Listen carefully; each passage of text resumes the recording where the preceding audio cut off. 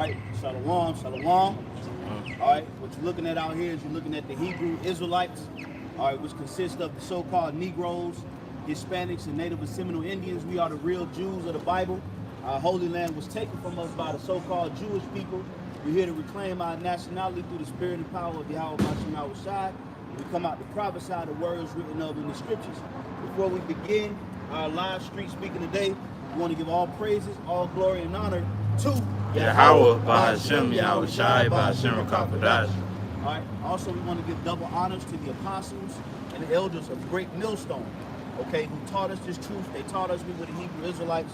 They taught us the names of the Heavenly Father, who the world ignorantly calls Jehovah and Jesus Christ, which is Yahweh. His only begotten Son name is Yahweh Shai. We learned that from our apostles and elders up in New York City that go by the Great Millstone. Okay, Apostle Tahar, Apostle Babar, Apostle Ramlah, Apostle Makar. All right, on down to the bishops and so on and so forth. But as well, we want to give peace, love, and many blessings to the brothers that you see on the four corners of the earth, standing out, prophesying the words of Yahweh Bashem Yahushai in faith, sincerity, and strength. Okay, the word is going out. All right, the time is nigh. America is being fattened for destruction. Heathens here in America are getting ready to meet the crossroad. Okay, you're about to be approached with the digital transition. Okay, your lives are about to change very soon, and that's why we come out here to speak. Okay, so let's get into the scriptures. Matter of fact, Barzal, you can start at the scripture you had, whatever you want to bring out. Revelation 19 and 10. And I fell at his feet to worship him, and he said unto me, See thou do it not, I am thy fellow servant, right, and of thy brethren that have the testimony of Yahweh Shai. Worship the Most High, for the spirit of Yahweh Shai is the spirit of prophecy. Yeah, so our Lord's spirit is the spirit of prophecy. He was a seer. Okay, he was a visionary. He had the spirit of the Most High on him to be able to predict the future accurately. Okay, which made him a prophet. Matter of fact, give me Deuteronomy 18 and 18. Okay, because there were prophesied that the Son of Man would come, but he would also be a prophet. Okay. Bring it up. Yeah. Yep. It's Deuteronomy 18 and verse 18. It says, "I will raise them up a prophet from among their brethren." Yeah, that's Yahweh Shai. Okay. What are some of the things that Yahweh Shai prophesied? Okay, he prophesied about the fall of Rome. He prophesied about the siege of Jerusalem, 70 AD. All right.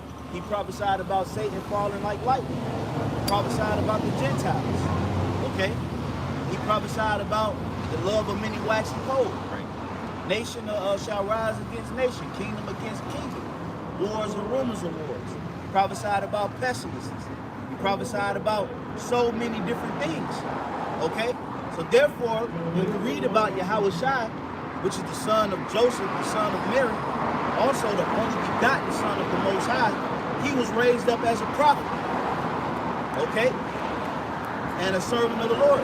So if we come in his spirit, like the scripture says, his spirit is the testimony, his testimony is the spirit of prophecy. If we come in the Lord's spirit, then we will prophesy, okay?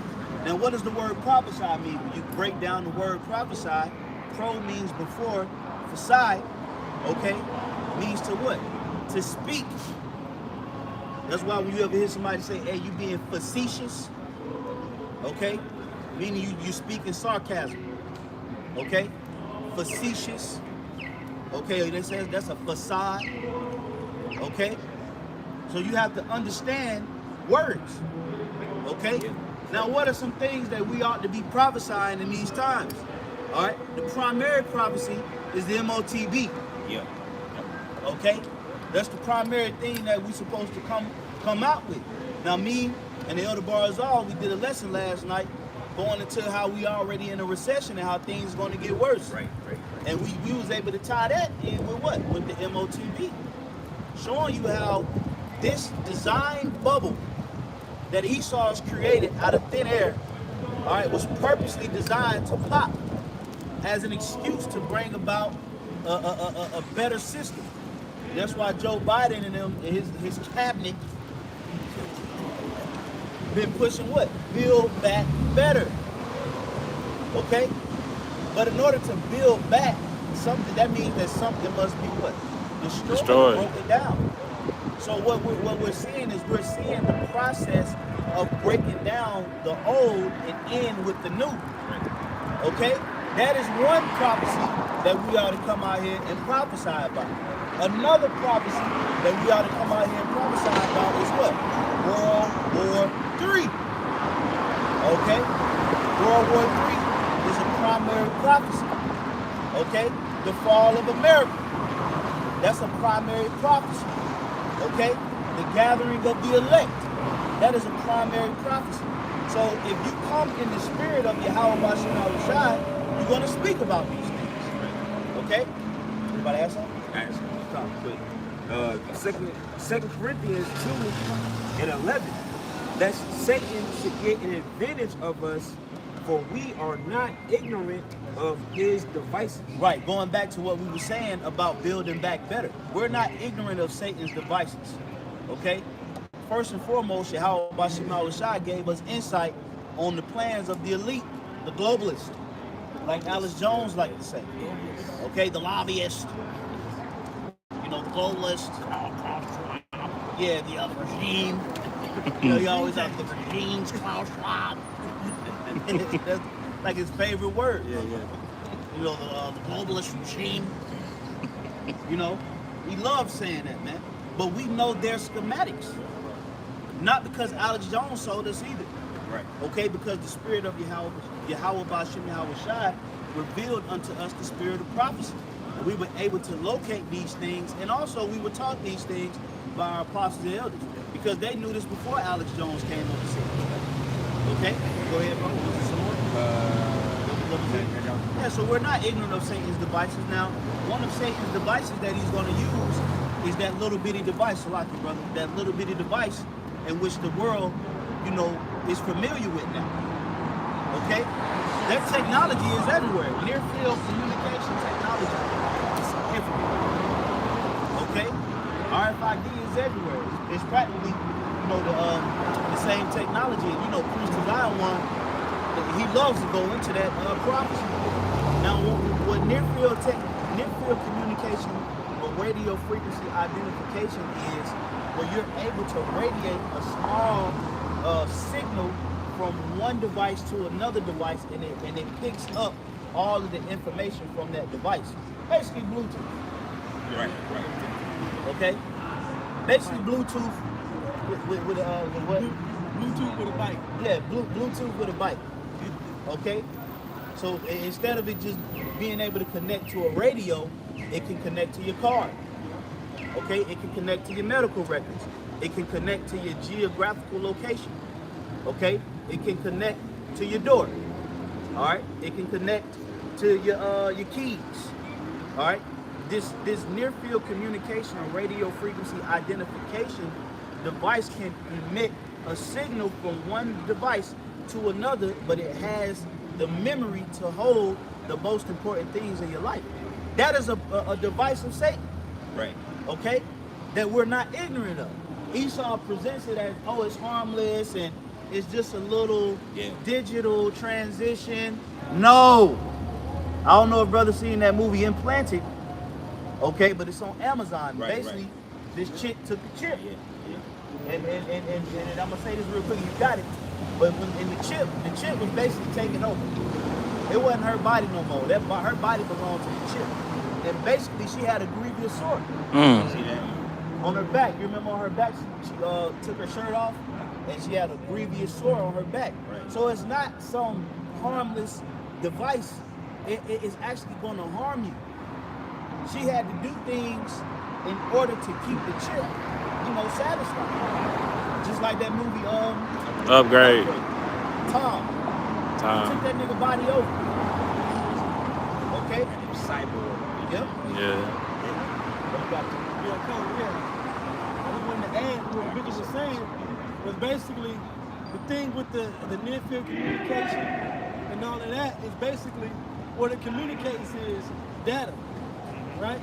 It communicates information. For example, if you have an NFC card or you got an RFID card, right? Basically what the card does, is it transfers the information from the card to the reader.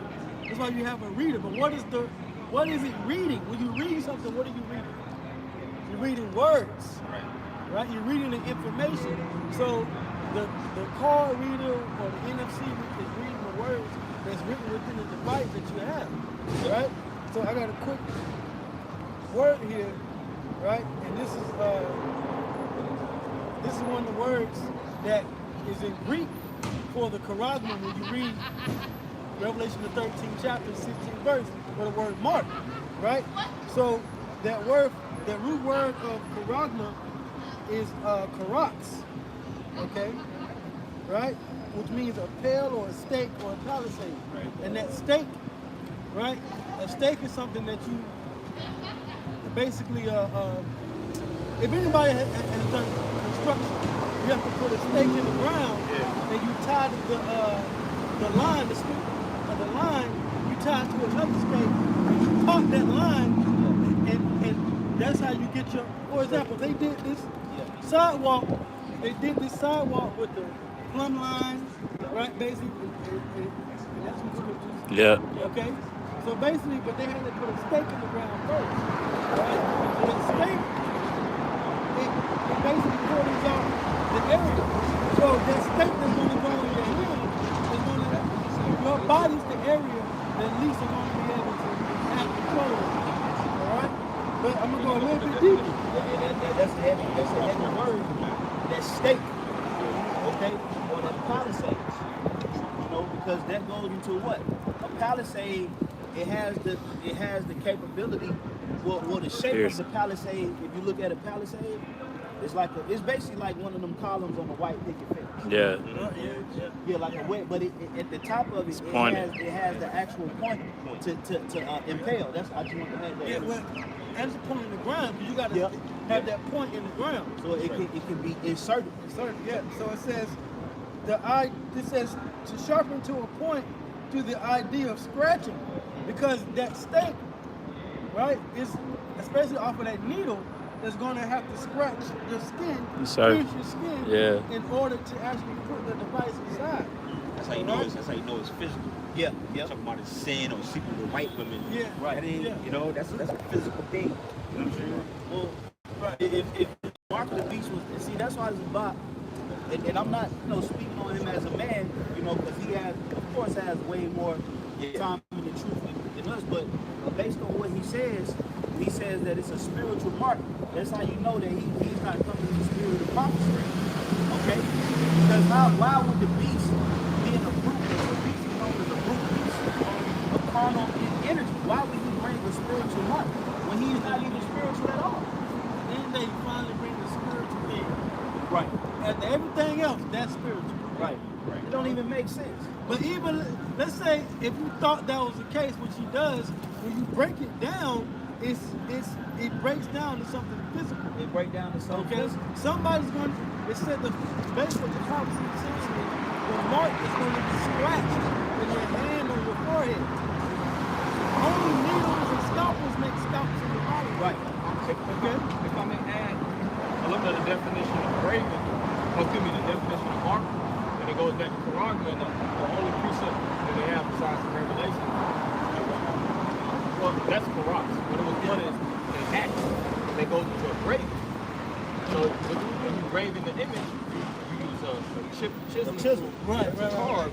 And when you look at the Quran, that word is only linked up in Luke 19:43. It says, "For the day shall come upon thee that thy enemy shall cast a trench about thee and compass thee round and keep thee on every side." And the trench, when you go into it, it basically deals with stakes. Yep.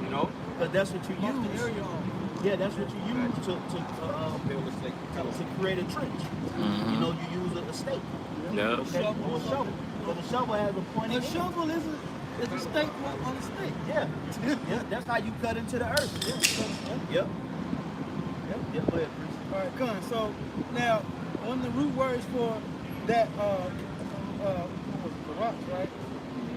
That karax is grapho.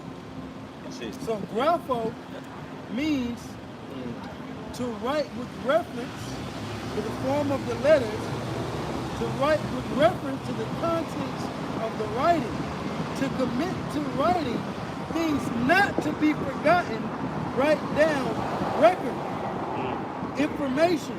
Yep. Oh, record. Right? Well, yeah. I just Go ahead. well, you come because basically the corrupt, that device that is going to be etched into your skin, all right? That mark, that carotma is going to have your records. The information is going to be written or typed. It's all going to be on that device. So when you have like for example, y'all got smart watches, right? Mm-hmm. Sometimes you have to tap your phone or swipe, or now you tap your card. Yeah. What's on your card? Information. Information on your card. Yes, right. The record. Right? It's the record of your bank account information, your routing number, your debit number, that on the back you got the CVV number. Okay? That's the record. But the Lord is saying that what the prophecy is going to do is going to have these released, right? They're going to have it to where these things are put on a small device that's going to be in your body. Okay? It's going to be inside your hand or your forehead. Yep. Okay? So these records are going to, and you got to think about it. It went from a Palm Pilot and an actual telephone, now they combine together on a smartphone. Yep. The next thing is what? You got VR, Yep. right? You got Elon Musk with the Neuralink. Yeah, nearly. So they can put these things in your body, man. And actually get a reaction. They can hijack the electricity in your body. That's what he goes to biohacking. Okay, the word bio means body, or biology means body, and hacking means to overtake or hijack.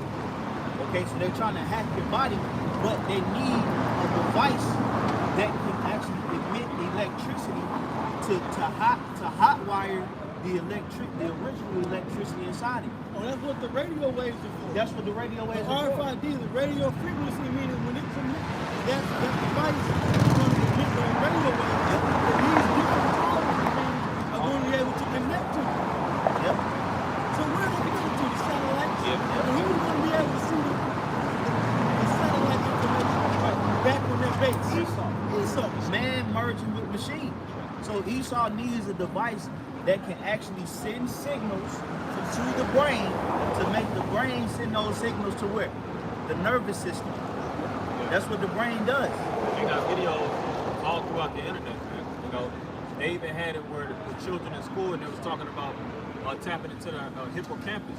If I'm not mistaken, that's the region in the brain. You have, I think you have your frontal lobes, you have the different chambers of your brain, and they actually do experiments on these, whether it's children or individuals that actually sign up, and they'll try to tap into certain parts of their brain, because like you said, it emits those different signals, and it makes sometimes they'll have it with paraplegics, damn near can walk.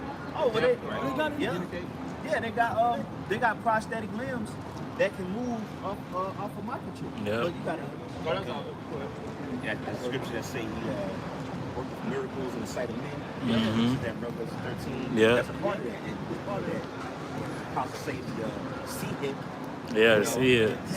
That's how he gonna be able to do that, man. Yeah. But I got a quick precept, because basically what Esau's doing, Esau's basically trying to play the Most High on earth. Carnal being. He's a quick one. Isaiah 14. I started 13 to 14. Thou hast said in thine heart, I will ascend into heaven. I will exalt my throne above the stars of God. Now, when you read that, that's actually twofold. Right. Okay? Now, that goes into his current rulership. Okay? Him ascending into heaven, meaning him taking authority over the earth. Okay? And it also, the other flip side to it is him actually having his satellite systems in the front of him. Okay? Now, I think Esau's satellites are in the stratosphere. If I'm not mistaken.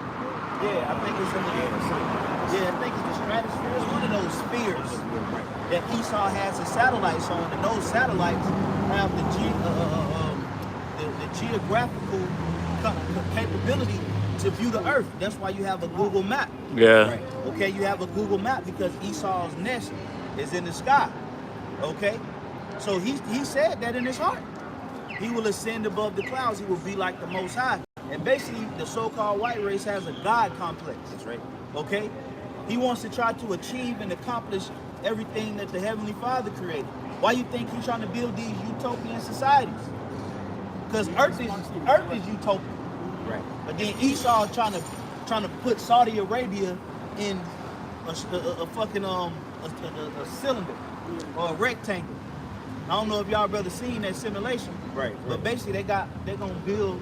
It's gonna be like the size of a high skyscraper, and it's gonna be like I think 27 miles long, and it's gonna be able to fit like 40 million people in it. It's gonna be like tiers and levels. Community in like a high-rise type of building, but it's gonna be like It's gonna be small long. pockets. Yeah, Yeah. it's gonna be long parts. Yeah, so basically what these other nations is doing is they have a God complex, like Elysium, but on the earth. But they have a God complex where they want to try to achieve a utopian society like the Most High, but they didn't destroy utopia. Right. Okay?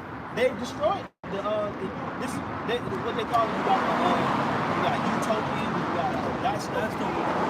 But what dystopian mean?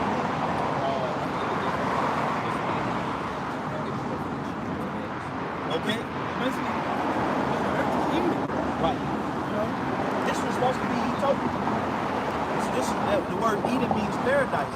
But because Esau got such a God complex, he want to try to go behind the Most High. Hey, like I said, in Genesis, after a certain, particular creation, they would say what? It is good. It is good. Yeah. But here come Esau's mother effing ass. Yeah. They want to say, the second chapter, he says that. Yeah. Cannot be sacrificed. Like you said, come back and then. I don't know if y'all saw that. They just stole the car. You got it. Get out of here, really? Oh, man, see?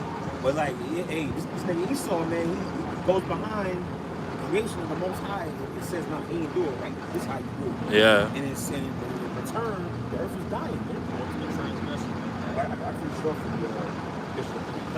We know, that's crazy. Yeah, they had on all black masks, hoodies with black masks, and then the window was shattered. That's why they was coming down that one way. You see all the glass was just breaking off the window right there. It's probably somebody like doing Uber or door dashing. They left their car on. Just caught somebody leaving their car on, broke the window. Yep. It says, starting the middle of the latter part of 13, it says, I will sit also upon the mount of the congregation in the sides of the north. Yep. I will ascend above the heights of the clouds. I will be like the Most High. They will ascend above the heights of the clouds. They will be like the Most High. That's an insane person to think like that, man. Okay? You all the way down here thinking about how you can get all the way up there. What is going on in your head, bro? You got all this beautiful earth, all this greatness for the Lord that the Lord has set up for you to enjoy, and you pollute it and then try to go up there. That's why we prophesy, man. That is the primary reason why we prophesy, man. Because the more we prophesy, the quicker this man is gonna fall. That's right. Okay, and he has to be taken out of this heaven. Right. All right, that's why the scripture say the kingdom is translated from one people to another because of injurious practices, man. You injured the earth, man. You put the earth on injury reserve. The earth is not even yielding how it's supposed to right now. It's holding back. Only thing that the earth is really yielding right now is destruction. Right. Natural disasters, hurricanes, earthquakes, tornadoes, floods. The earth is yielding destruction because it's an actual living specimen. Yeah. So it's trying to clean. You say again?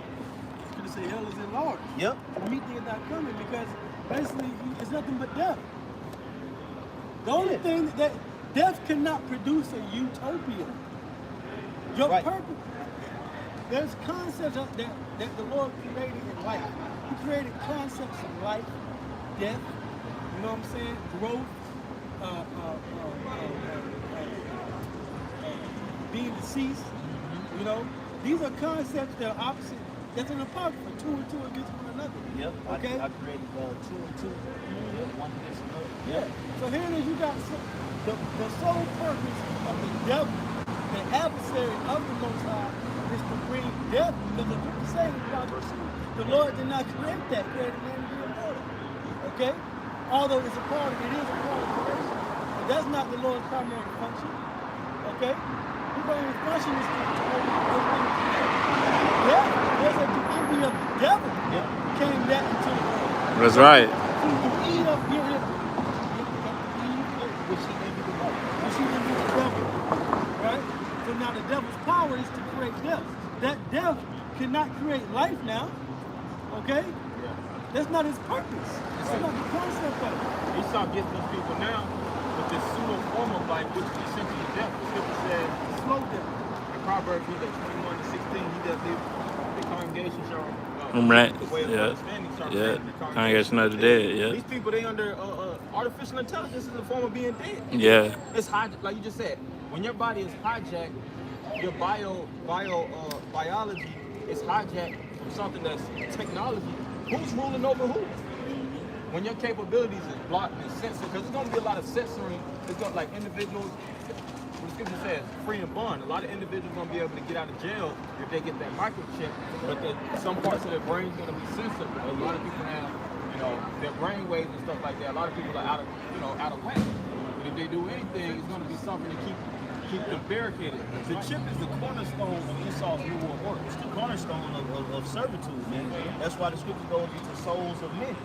Okay? Would you have some more on that? No. I got it. I was like, Bring it out for us, man. this is Psalms chapter 33 and verse 10. Oh, yeah. The Lord Yahweh bringeth the counsel of the heathen to naught. Yeah, the council of the heathen. See, all these heathens that walk around the earth, they despise us. They look down on us. Okay, they look at us as the bottom of the barrel, crab in the bucket.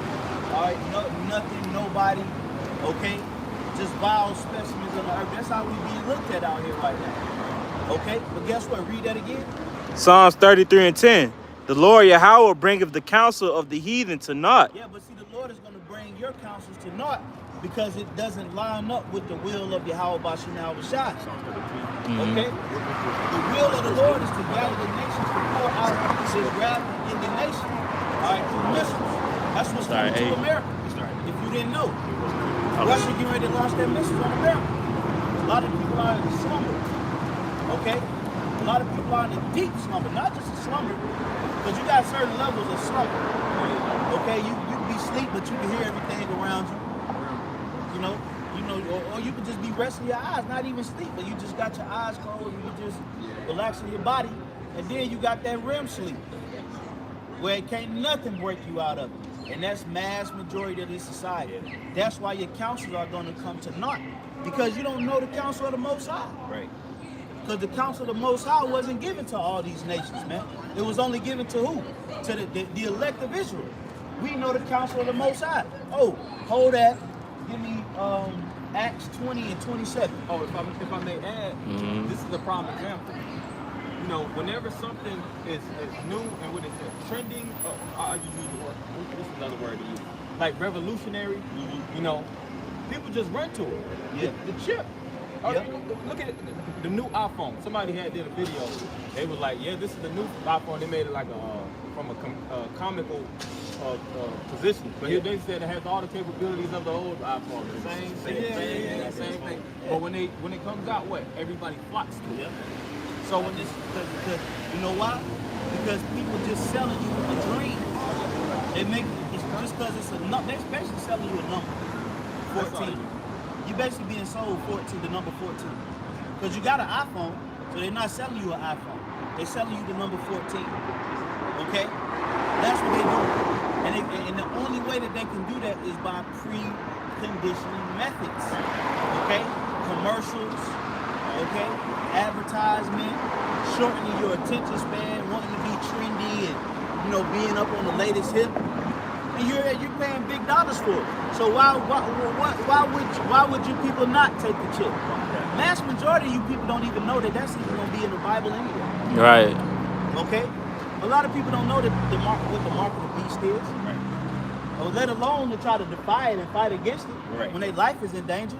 It's going to be easy. So the Lord is going to make the counsel of the heathen come to naught. But the counsel of the Lord is what's going to stand, and we have the counsel of the Lord. All right, give me that real quick, bro.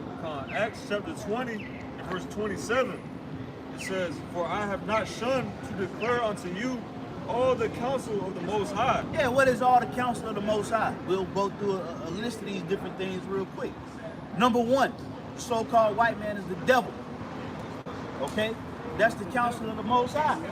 All right? Number two, the so-called white man is going into slavery. Number three, the so-called Negroes, Hispanics, Native and Seminole Indians are the Hebrew Israelites. Okay? A portion of those people are going to be delivered. All right? America's going to be new. All right? Salvation. The chariots. Okay? Spiritual powers. Okay? Wars, rumors of wars. All of these things represent the counsel of the Most High that we have. And we haven't shunned to declare that to you, man. You know you're a Hebrew Israelite?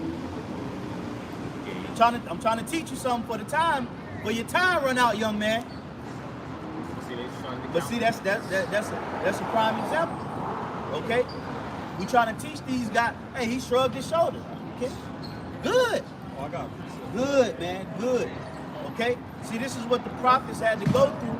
This is what they had to go through in order to get that message out. You're going to have naysayers, Jake, your own people, they ain't going to give two shits what you talking about. They plug into the matrix.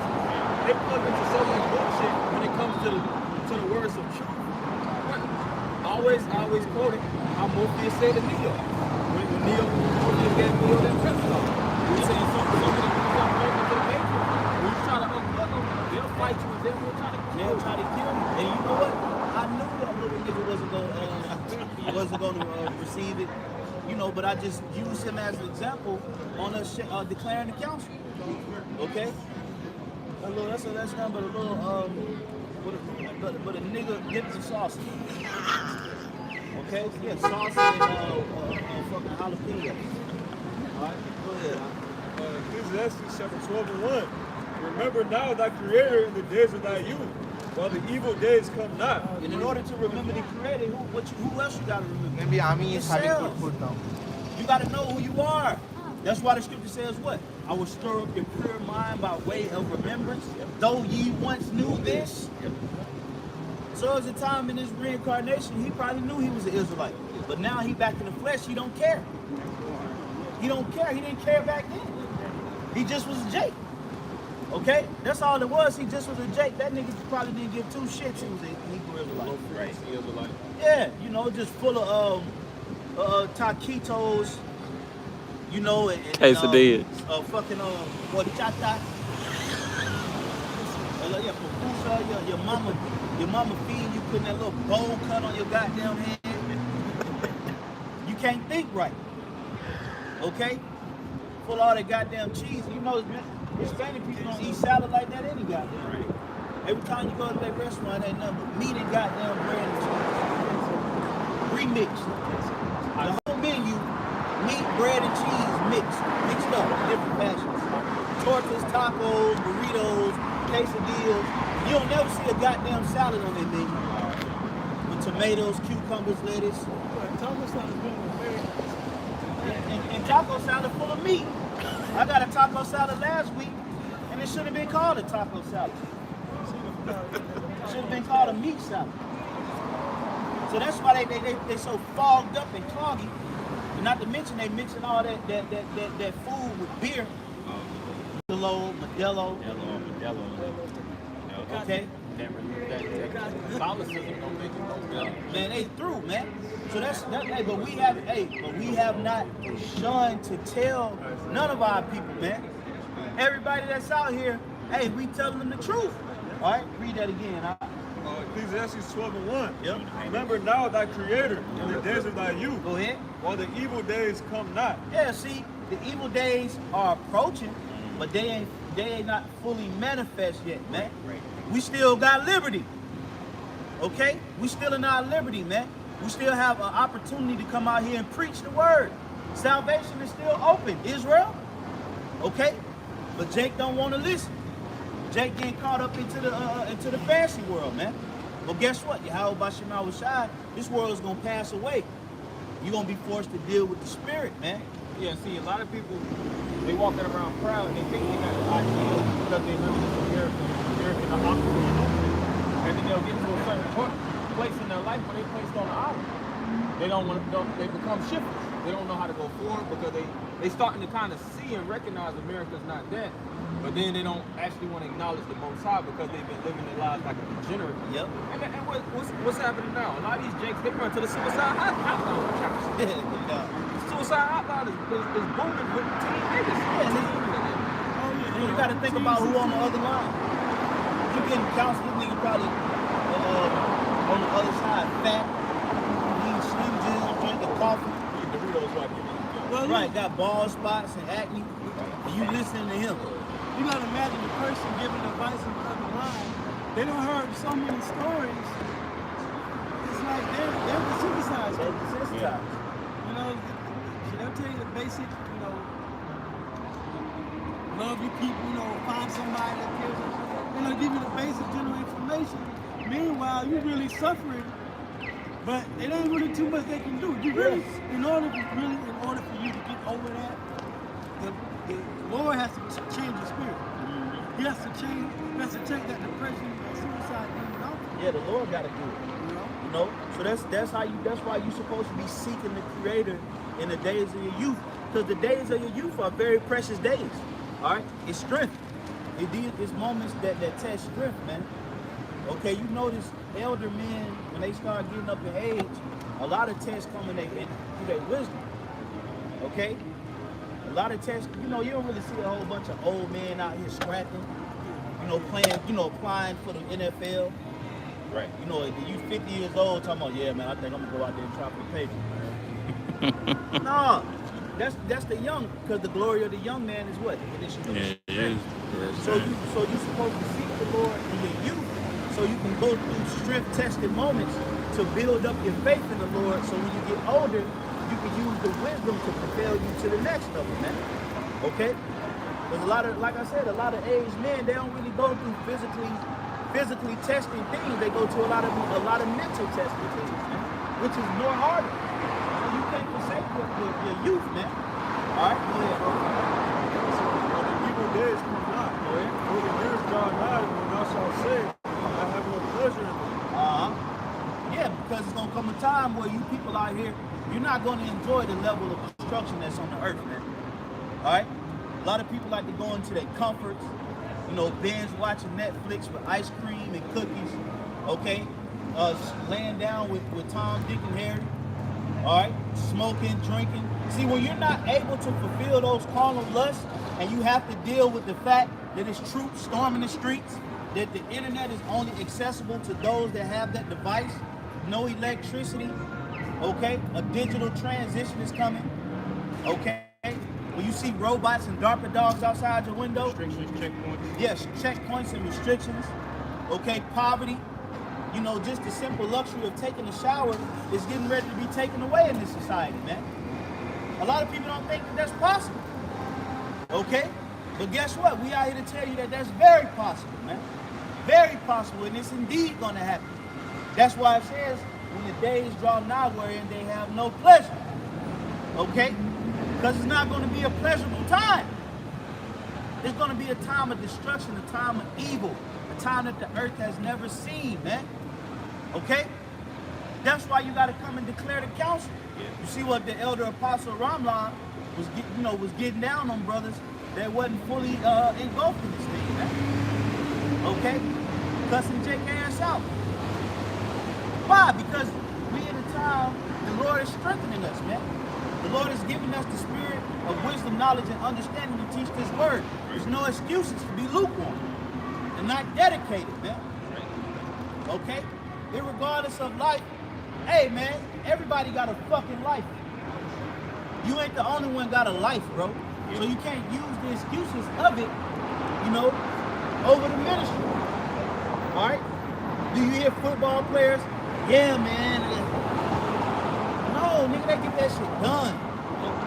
Everybody's living, bro. Everybody has a body and a brain that's functioning. They have responsibilities and things of that nature. Okay? But we've been called to be servants of the Lord.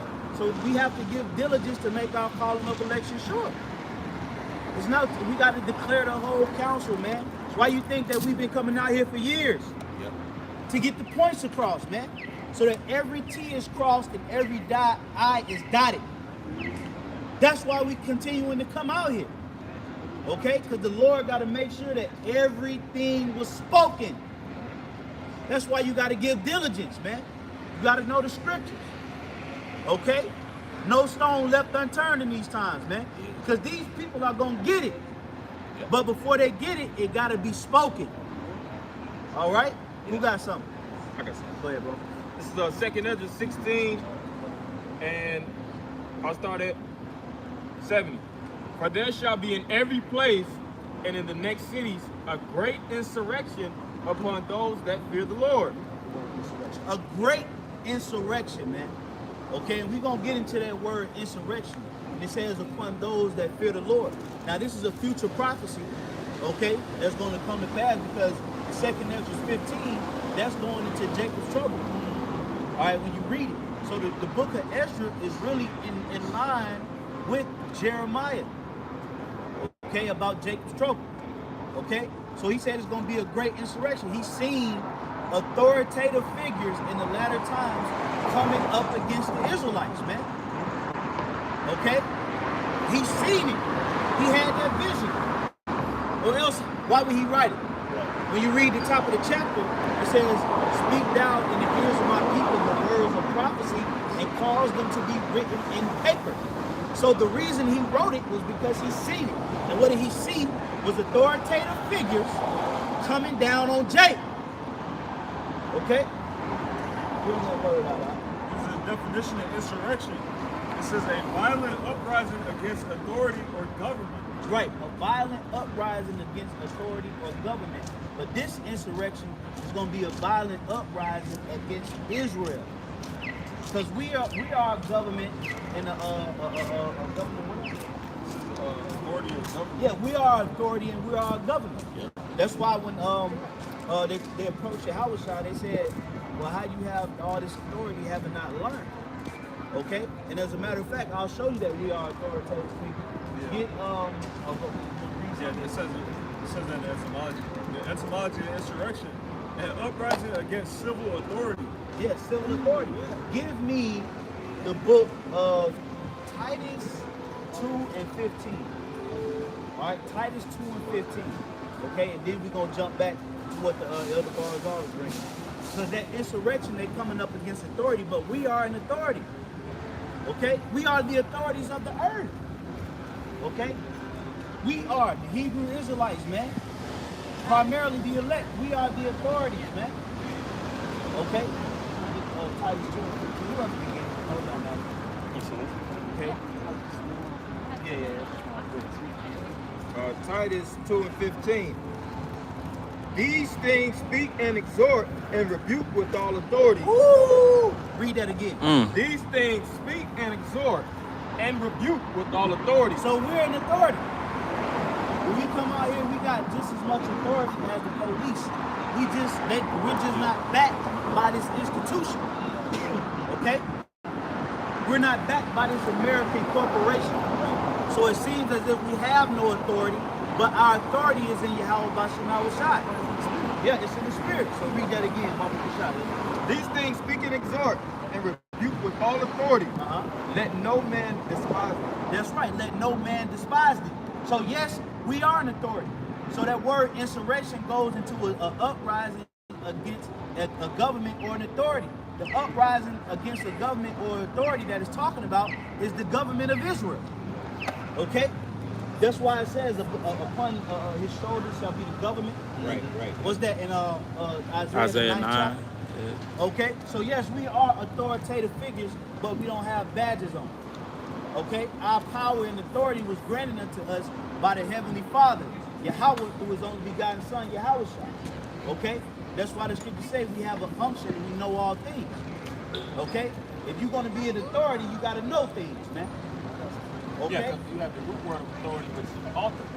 You know, the author is the one that actually writes the book. The scripture says how Yahweh teaches with authority, not as the scribes. Yeah. You know, so we teach from a position of knowing, you know. Like we actually teach the narrative of how the Bible actually, the scripture says, right, dividing the word of truth, right? Putting it in its context so that it makes sense. Because these pastors and these Catholic teachers, Christians, Protestants, Methodists, all these different denominations, it don't make sense. Right.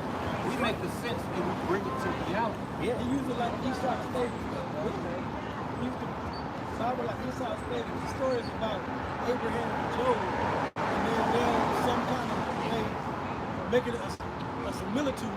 And that was real history. That actually happened. Okay? Now, can you take a moral from the story? Yeah.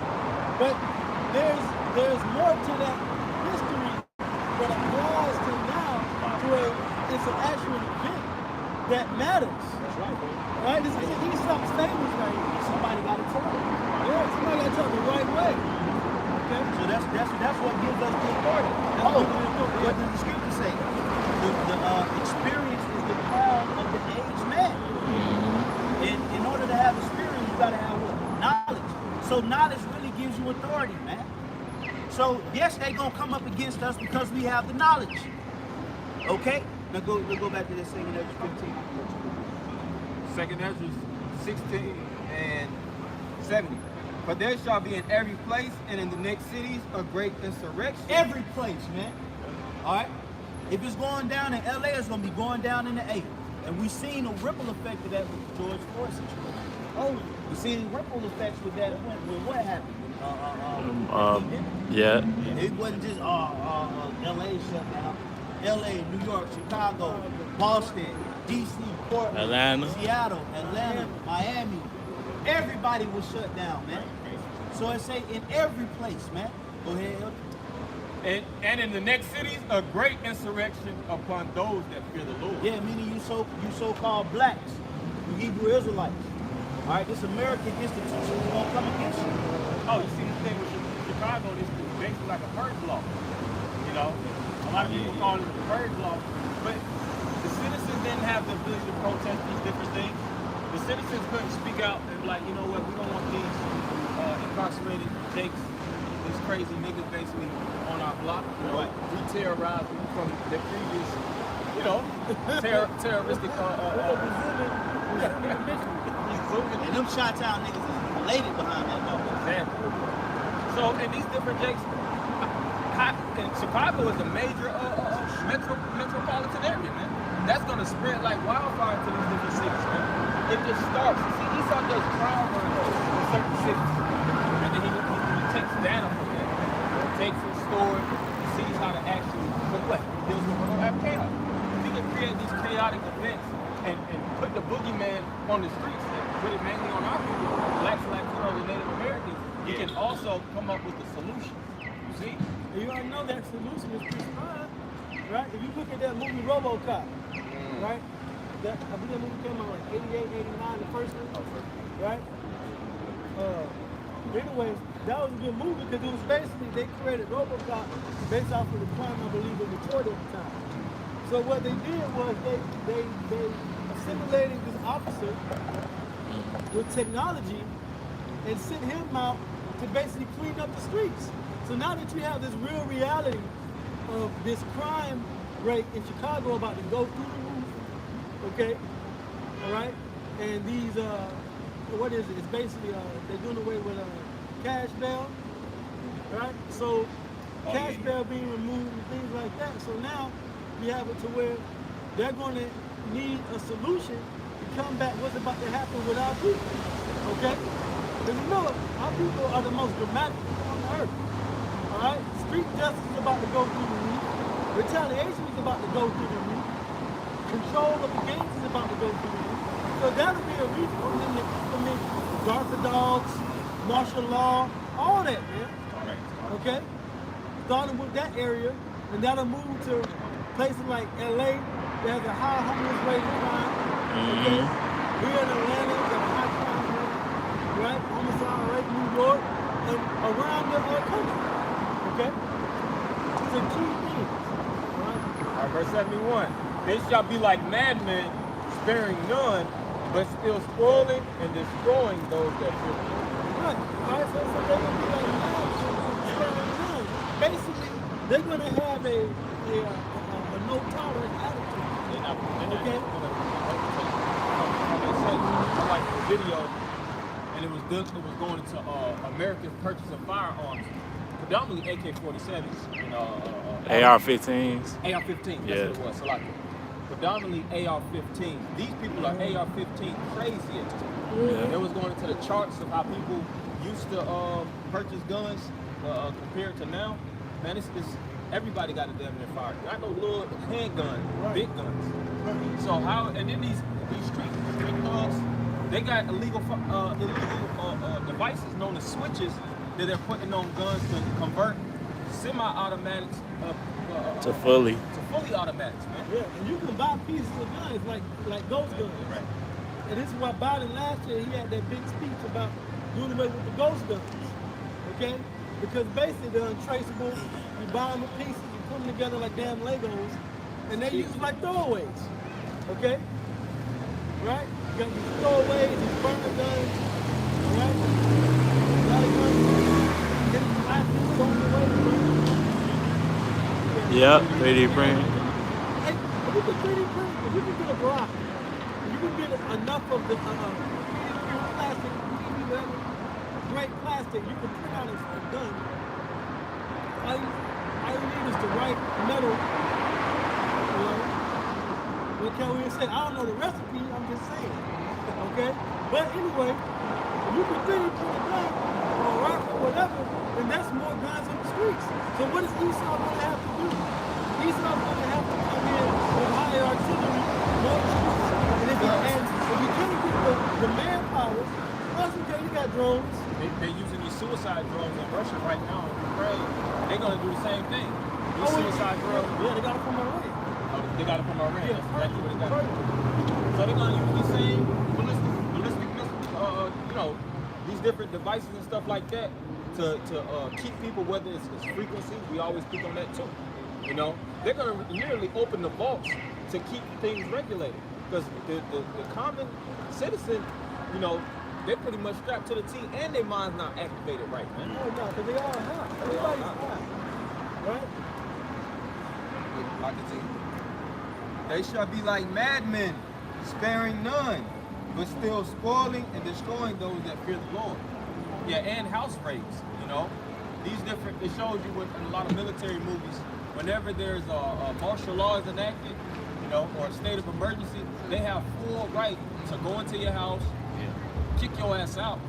They can control and seize your neighborhood, under the basically under the fact that it's a crisis, it's a state of emergency. Show you that. They show you that on a lot of them. Yeah, Bushwick.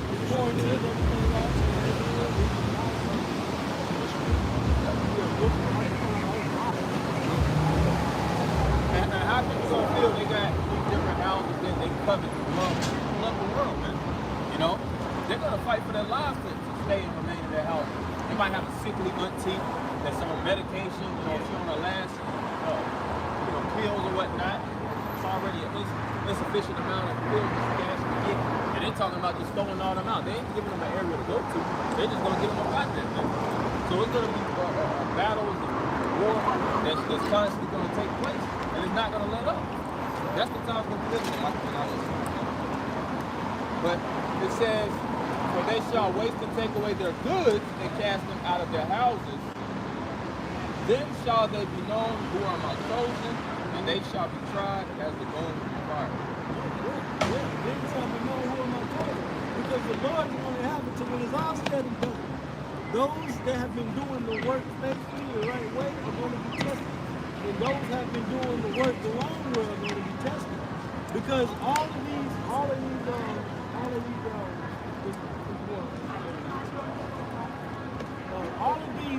situations that we're going through right now and crises in the world is bringing everybody to one place. Okay? It's bringing everybody to one common ground. Centralized. Right? I don't care if you're fucking Beyonce and Jay-Z. If they say you can't fly to Dubai, your ass ain't flying to Dubai. If you guys is a 9-to-5 worker, and you want to go overseas to the Middle East, back to your country, or to Pakistan, and they have a no-fly ban, you can't fly. It's the same thing. It doesn't matter, private or commercial. So when these people, so these elite, because all these people that want to fly, is going to be down to one solution. Either you comply or you die. And that's what we're coming down to. Fly or die. Fly or die. Yep. Okay?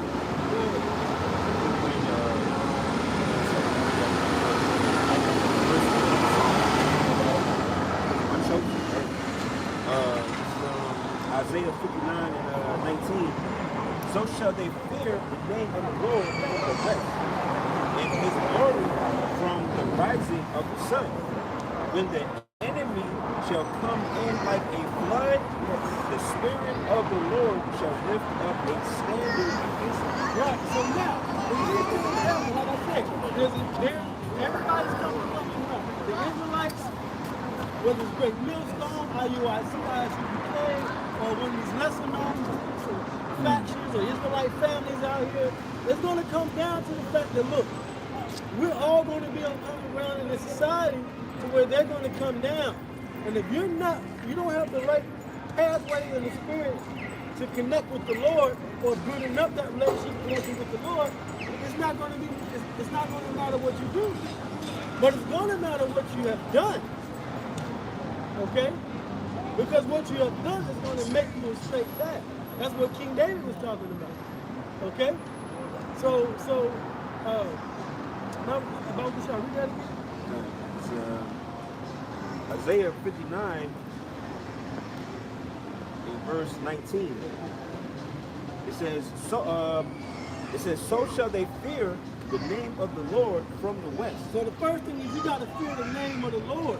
A lot of Israelites, I've seen a lot of the majority of the Israelites I've seen interact with, right? They push that name Yahushua, right, or Yeshua. That's not the name of the Lord. It's not the name of the Son. His name is Yahweh. Okay? Right? That means God or Yahweh, right? But we know that the Most High, the Heavenly Father's name is Yahweh. But you gotta fear that name first. That's right. But let's say you know the name. All right? It says they shall fear the name of the Lord from the west, right? From the rising of the sun thereof. Yeah, it says, in his glory from the rising of the sun, when the enemy shall come in like a flood, the Spirit of the Lord shall lift up a standard against him. So now, okay, you may not know the name. You may know the name. But the thing is, what if it's done for a standard to be lifted up for you? Because the enemy is coming. The enemy is coming against those in the world, whether it's rich or whether it's poor. Alright? The enemy is coming up a flood against whether you know the name or whether you don't know the true name. Alright? It's coming against you whether you're an Israelite, but not in the highways and byways, or you just waking up. The enemy is coming. That's why you got the watchmen watching and telling you what's going on. Alright? So the watchman can see. So if the enemy is coming like a flood, you want protection. You want the Spirit of the Lord to lift up a veil, a force field, not a veil, a force field, right? A cover, of protection for you. Okay? So when you look up that word standard in the Hebrew, right? It means a way to escape. Alright? So the Lord is going to make a way to escape for those that fear his name, that have been doing the work, that have been doing the right thing, those in the elect. You got to bring it up here. Second Ezra 9, 7 and 8. And everyone that shall be saved shall be able to escape by his works and by faith, whereby you have believed, shall be preserved from the said perils. Should I read that? Read Isaiah 59:19 and jump right to that. Yep. Precept upon precept. Okay? Yep. This is back in Isaiah 59 in Hebrew chain links, not hopscotch. right. Hebrew chain links. Vocab, It's Isaiah 59 and starting at the 19th verse. So shall they fear the name of the Lord, Yahweh Shai, from the west, Right? and his glory from the rising of the sun. When the enemy shall come in like a flood, the Spirit of the Lord shall lift up a standard against him. When the enemy shall come in like a flood, the Lord shall make a way to escape. Go ahead. Yep. Matter of fact, I'll be verse 20 as well. Come on. Isaiah 59 and 20. And the Redeemer shall come to Zion, and unto them that turn from transgression in Jacob, saith the Lord. Right, so you have to turn from transgression. You have to turn from sinning. You can't be out here living like a regular American citizen, Right. okay, without any wisdom of Yahweh Shai.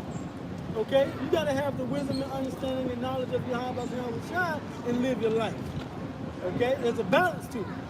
Go ahead. Yep. It's back in 2nd Ezra 9, starting at verse 7 again. It says, and every one that shall be saved and shall be able to escape. So those that shall have the standard lifted up for them, those that shall be able to escape when the enemy shall come in like a flood, go ahead. It says, by his works and by faith, whereby ye have believed, shall be preserved from the said perils. Right. So you have to have works and you have to have faith. What did Paul say? All you Christians know this. Okay? I'm not saying that works was just work was saying that faith down, but you know the scriptures. Okay? You don't understand them, but you know it. Okay? But for those of us that know and understand, the works that we're doing here in these streets, right? We're in Atlanta on the streets, you see cars and people and shops. Okay? We're in these streets. Okay? We're doing the work in the streets. Right? When you look at the ministry of Yahweh Shai and the apostles and Paul, they went through the lanes and the streets of the city preaching, right?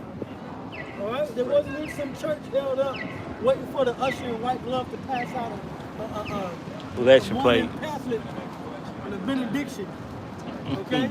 No, it was in the streets. The Lord don't change, okay? So those that are doing the works in the streets, that know the name of the Lord and have faith, shall be preserved from the said perils. The evils are coming. What we're talking about? What's the evils to come? Okay, what's the evils to come? Pestilence. Yep. All right. Martial law. All right. Class wars, the race war. Famine. Okay. Famine, not being able to eat. Okay. Right. Financial hardships. Right. All right. Well, we're in the beginning of the soul. We're in that time now. Okay. But the Lord said He's going to preserve the elect. All right. It says, verse 8, it says, shall be preserved from the said perils, and shall see my salvation in my land and within my borders, for I have sanctified them for me from the beginning. So being sanctified from the beginning, that's a very important understanding you have to get. You know, like get and get understanding, right? You have to get the fact that the Lord has been preserved from the beginning before time, right? The time before time that is already set up. It's like when you watch a movie, the director and the writer and the script already know who's going to do what, who's going to be saved, who's going to pass, who's going to be delivered, who's going to save the day, who's the bad guy, who's the good guy. But it's the same thing with Heavenly Father. Okay? But now it said what? It said that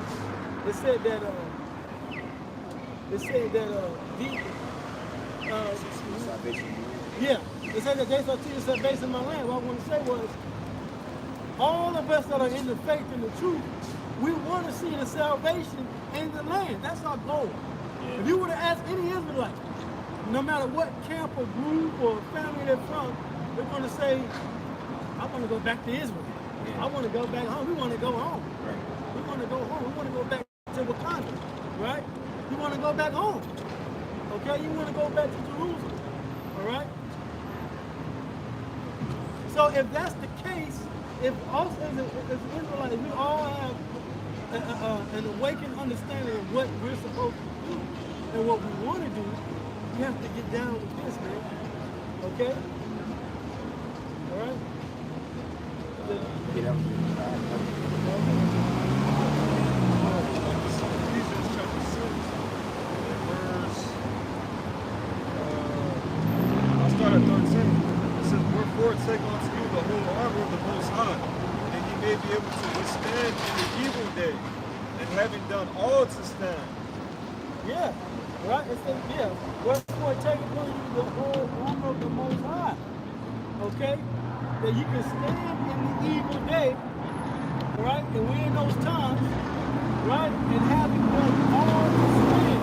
The question is, we have to ask ourselves with all this, and all of us, we have to ask the question of, are we doing all in our power to stand? That goes along with the scripture that teaches about examining yourself, whether or not you be in the faith. The brother read about the works of the faith, okay? So we have to, am I doing all I can do? How strong is my faith? These are things that we have to ask ourselves every day, okay? You know, and we're in the flesh, so it's not like every day you're going to champion through it, okay? But if you're not even putting in your mind state to ask, you'll never get there. Right. You'll never get there. You'll never develop that mentality of even have the discipline of I got to do this. You know? It's not an easy thing to do. We're reading it, but that doesn't make it easy. I'll go and walk Okay? in my cave. Okay? But what did Yahweh Shah say? He that endureth unto the end, the same shall be saved. You have to endure what? You have to endure the resistance against your spirit trying to do the right thing against your flesh. That's right. Okay? Just laying backing off when you said daily. This is Psalm 61 and 8. So will I sing praise unto thy name forever, that I may daily perform my vows. Yeah. We want to do, we seek praise to the Lord today. Preserve our vows to the best of our ability. These are something that we have to strive for the mastery of God. Right. Okay? Scripture says strive. What does strive mean? Fight. Endure. What does endure mean? Get strong. You're not going to wake up to the truth and you're going to automatically be, you know, Israelite. Right. You know what I'm saying? You're going to Israelite. Oh, okay? Even he had to train. Oh, we train all the time. We got to train in the spirit all the time. Right. Okay? Yes. I'm motivating myself to, you know what I'm saying? But this is the mindset and the spirit we have to have approaching these last days. Because we just read about the stuff that's going to come. Hey, you had even on X-Men, you know, they had the simulation which Professor X would put the X-Men in, and they would have them train. The danger room. Danger room, you know, and they would turn it up. He would make sure it was actually extremely difficult.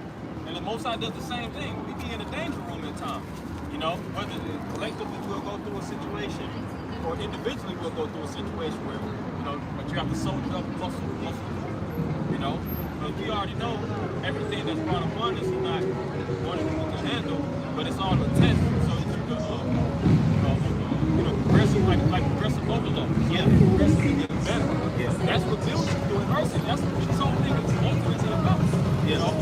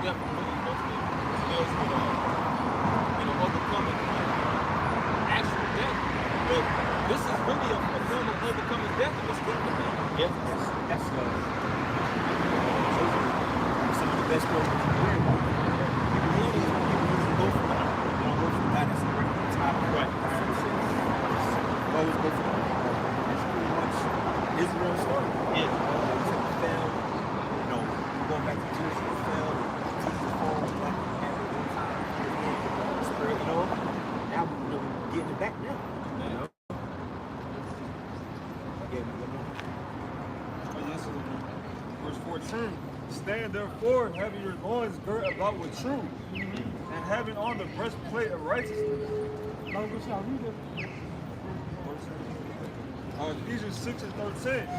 Wherefore, take unto you the whole armor of the Most High, that ye may be able to withstand in the evil day, and having done all to stand. Having done all to stand, to bring your mentality of having doing all you can to stand. But then what does the next verse say? Stand therefore. And it says stand therefore. Not just have don't just have it in your mind, but you gotta do it. Right. And then that scripture saying, what did the Lord say? The Lord said, gird up yourselves like men. Okay? Stand up manfully. And I will advise you. So even if you're today, regardless of the fog that things are not bringing, you gotta just stand up. That's right, bro. Because that effort of standing up and getting back up, I'm gonna mention Endgame with Captain America. Yeah. Right? Yeah. His ass kicked by Thanos. Yeah. Right? And then he stood up. Right? And he said, I can do this all day. He just stood up, and that standing up was enough. For at the end, what happened? He had the portals opened up, and all the heroes came out. But before that, you know what I'm saying? He had Hammer, he was fighting Thanos. You know what I'm saying? He was found worthy. After he was worthy, right? And then he was still fighting. When he got beat down, the shield got broken, right? Stepped up that shield, tightened up his helmet, like he was all day, right? Because he was motivated. He had it in his mind. And he knew that it was possible. Yeah, he knew it was possible, even to the point that he would die. And that show you how tapped in he was. Yeah. You know, because his flesh, he was feeling them hits, man. You watch that on the movies, you'll see man get obliterated. And by whatever the enemy is throwing at him. When the enemy will turn around and walk away thinking it's all over, they can still stand up. Like on Invincible. Omni-Man was beating Oh, the shit yeah. out of him. Yeah. You know, he was still, eventually he got him though. Yeah. But it still wasn't enough to kill him. As long as you got breath and you like what laying back off the priest, Elder Priest's island. As long as you got breath in you, man, you got fighting. Well, what it is Jake has just put down the sword. They're that old lion, man. Hey, but the Lord, just the sight of the prophets on the highways and byways should be enough strength to propel you to stand up, man. It ain't like you got to come out here and do it by yourself. You got brothers out here. So this is just a display of strength. That's why the scripture says that in Revelation 11, great fear fell that stood upon thee. Indeed.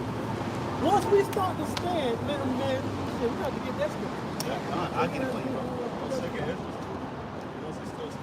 Yeah, the one that's the Oh, yeah. Oh, man, come on, bro. Ephesians 6 and 14. Stand therefore, having your loins girt about with truth, and having on the breastplate of righteousness. Yeah, we got truth, we got righteousness in the Lord, we got the authority, so we have to understand what we have to do. Okay? It's Second Ezra 2 in 4. Let's see. I started at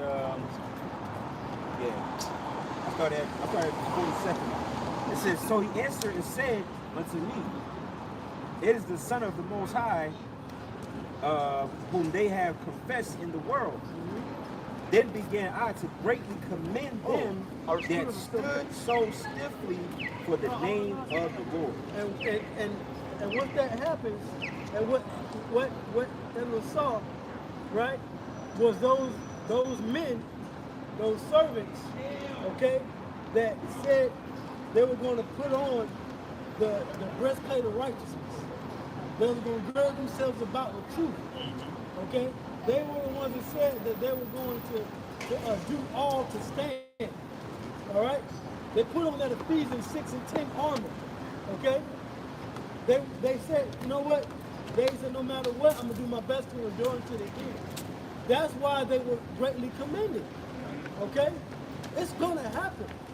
But just like the old song goes, if you want to be in that number, when the saints go marching in, okay, these are the types of spiritual connections you have to be within itself. Yeah, you look at the sons of the seven sons of the book of Matthew. Yeah, they basically look deaf in his eyes and smile, man. They chuckle in the fact of the death and the demise. You know? And you gotta be tapped in, man. You know, to go through with something like that with the prophets, and stuff like that, with their integrity of both their lives, you know, that's what it's all about. And that's what the Lord says about I like it. You know, this man spoke he's 50, you know, and understood that at the end of the day, you can take my life, but you can't take the scripture. For certain jets, you know, they'll get to a certain point. They'll tap out, they don't even want to do this anymore. You know? Not knowing that this is what's gonna eclipse the world. This is gonna wax superior, which it already is, but when it manifests, fully manifests, you know, that's right. This is what's gonna be the you know, take the helm over everything. Yeah, because the glory that we're gonna get, Lord willing, if we be elect, the glory that we're gonna get when we attain that victory is gonna be, it ain't gonna be bittersweet, it's gonna be sweet. You know, it's gonna be joyous, man. It's gonna be a feeling like, man, like you're gonna literally look at America, other parts of the world be destroyed. And you made it. You didn't even taste death. All this shit that's gonna go on in the earth, from famines to poverty, pestilence, teeth of wild beasts, super soldiers, DARPA dogs, fucking you know, agents, spies being arrested, sicknesses, infirmities. Nothing was able to hold you back. And now you way up in the sky, looking down at the actual place that oppressed you. That's why you gotta stand up on your goddamn feet, because it's an opportunity to attain it. Okay? Now some of us will be called back to the grave, but majority of us won't. Okay? So it's something to fight for. We actually have something to fight for, and the beautiful thing about it is not many people know the gravity of what we're doing, and we don't care if they know or not. All right, they can stay moving in this vain world all we can. Okay, we know that we have an opportunity to achieve a goal that most people in the earth will only dream about, man. That's why we got to stand on our feet and represent strength, man. We are the princes of the power, GMSAtl. We the strongest people on the earth. That's in the book of Genesis. One people shall be stronger than the other. It ain't no nation on the face of the earth stronger than us, man. Not one. Even the weakest Hebrew Israelite is stronger than the strongest heathen. That's right. Okay? That's right. That's right. Yeah, good, man. I got an account. I want to read two verses. You have more? No. The Bible shot. Give me first Maccabees 3 and 42. I got something. Hebrews 12 and 11. Now no chastening for the present seemeth to be joyous, but grievous. Nevertheless, afterward it yieldeth the peaceable fruit of righteousness unto them which are exercised thereby. Right. See, what's happening right now is not something that we see an immediate. If it's like exercise, we're working out, going to the gym, or diet, or whatever, right? With a lot of our people are, we're all woke now, right? So we have certain levels. We're improving our diet, we're improving our workout, we're going to the gym, we're getting disciplined. And of course, we got the knowledge of job out there, right? So we're doing better collectively, right? But the results are not readily seen like a cure-all pill, right? And it's like you take a herb and healthier and stronger than an ox. Or it's not like you read the scriptures and you're automatically catapulted to being a supreme elder priest over the nation. No. It's something that we work with, right? Even the hell we carry for the present time ain't joyous. But eventually, then we're going to see in the next few months, weeks, we're going to see the results. That you got the piece of the tree. You're going to see that tree blossom, Jake's making a statement. I needed that L. Yeah, we be needing these L's, man. Yeah. It feels scared like something. No, because Jake don't want to take L's, because what what it does is it seems as if it's attacking their reputation. You know, when somebody of status takes an L, you know, people look like, oh, he fell off, he this and that. No, see, when we take L's, we process it differently than how the world processes it. Okay, because we know how to turn L's to W's. Okay, these are opportunities for us to overcome. As far as Jake's just their ego just be getting attacked. Okay, because Jake is egotistical. We're not egotistical, so we don't give a fuck who care about what we got going on. It may look to the naked eye like, oh, that's why the scripture says, when you read that in the Apocrypha, where it says they counted their lives as nothing. Because remember, we dead in the eyes of people already, spiritually. A lot of people look at us like, yo, them niggas on the corner every week wearing dresses, they don't celebrate Christmas. And, you know, they driving these different type of cars. They ain't really got no life. But in their eyes, it's accounting that to us as vanity. But in our eyes, we like, hey man, well, this is just another opportunity for me to come up. You fall flat, or you get into a situation, you being tried, or Satan is fucking with you, you being buffeted, whatever the case may be. Our mind is processing like, hey man, well, through the spirit, man, it's just another situation to overcome. I mean, you pivot, you know what I'm saying? You respect, you go ahead. Okay? You know, you got L, and you got L, right? Take the L and the W, right? Like the W is what you learn with. Woo! Yep. Hey, but Lord willing, you learn with. Lord willing, You learn with it. Man, they come together like that. Yep.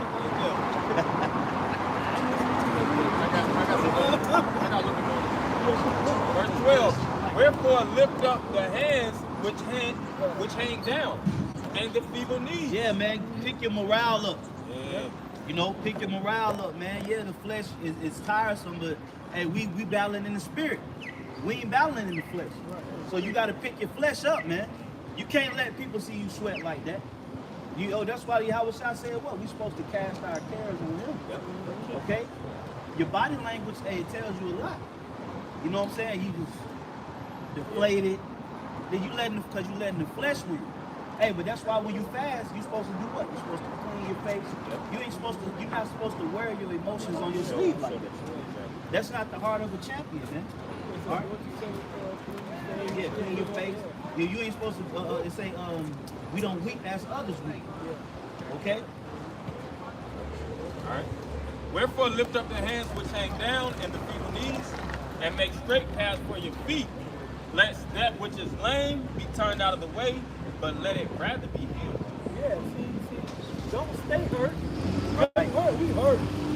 Don't stay hurt. Don't stay hurt, especially now that we have the understanding. This is for the brothers and sisters, man. Okay, the rest of the world is hurt, and they're going to stay hurt. Yeah. Because they're not willing to get it. But those of us that are trying to make the conscious effort and the right steps forward, don't stay hurt.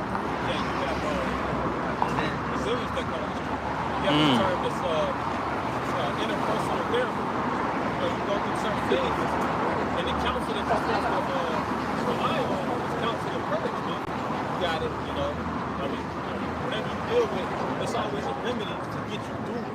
Most people take a hit, and they constantly reminiscing and beating themselves down. Nah, these things that we go through is building blocks, man. You know, we take these different things. It's kind of like the juggernaut. Yeah. You know, every time he got hit, You got strong. He used that energy transition to actually, you know, come back hard. Man.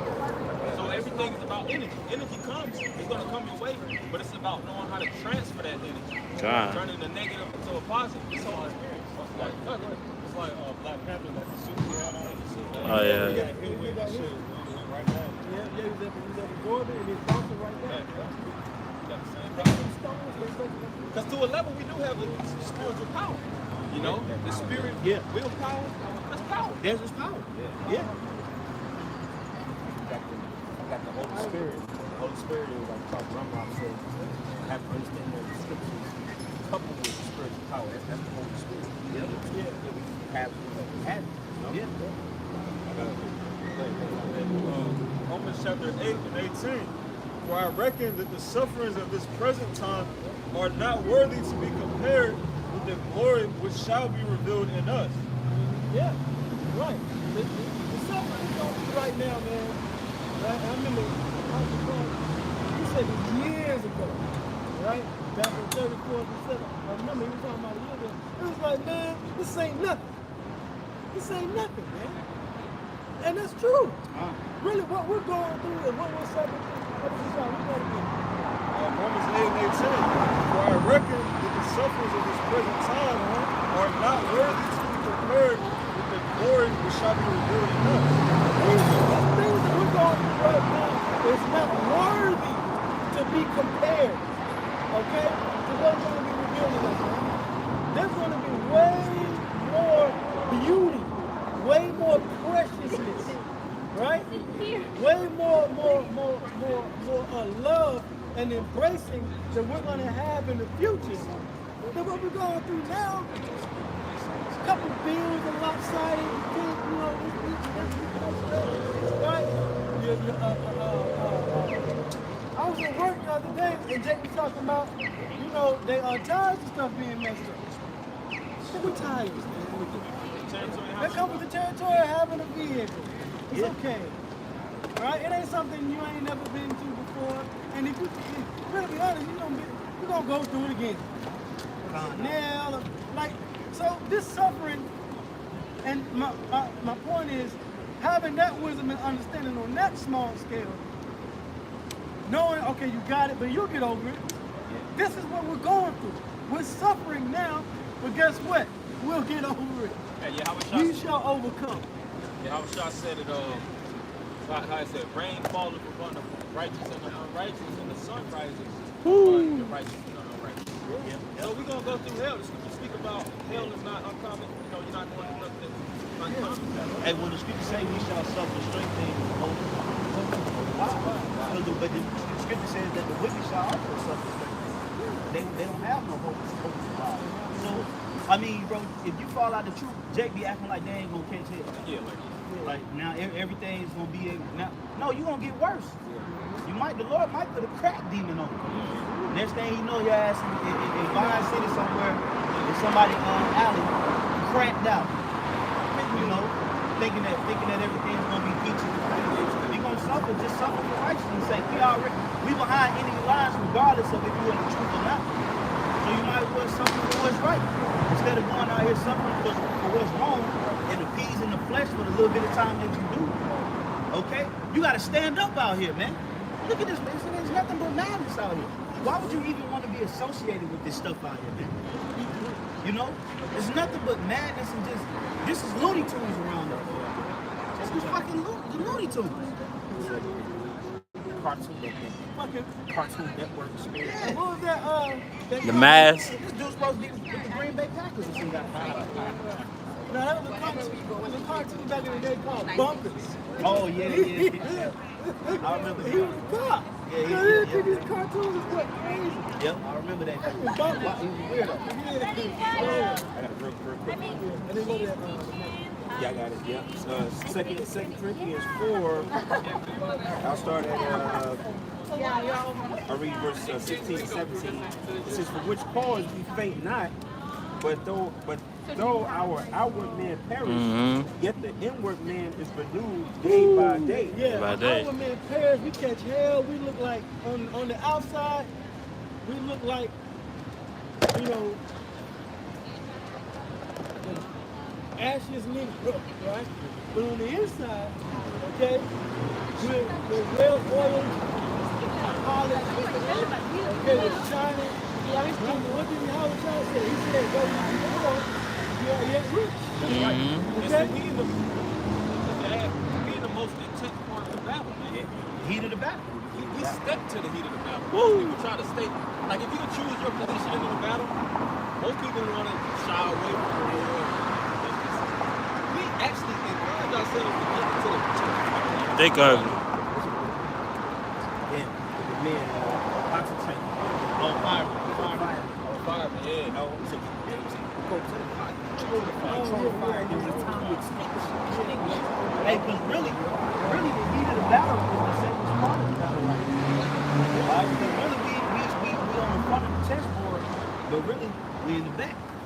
You know, because why? Because we got a defense by Yahweh Bashim.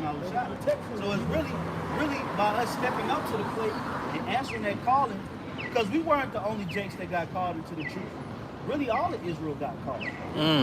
Okay, we just answered the call, and then we're doing what that calling requires us to do. But you still had Jakes that admitted that they believed that they Hebrew Israelites that never walked down to a camp. It's the glory that comes with not personal glory, because we're not trying to make a name for ourselves. Right. But the glory of the nation. That's right. You know? And Yahweh, the glory of Yahweh Bashim. And then the elect. That comes later. You know, because all the thing we're doing is coming out here to declare the writings of the Lord.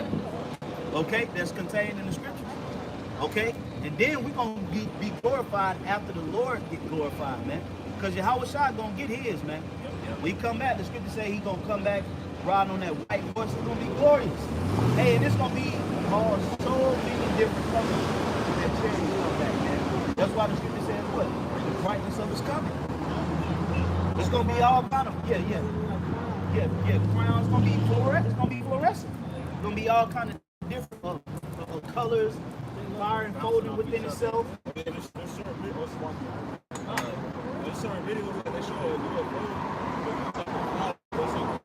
Yeah, I saw that. Yeah, I saw that. And that was a chariot.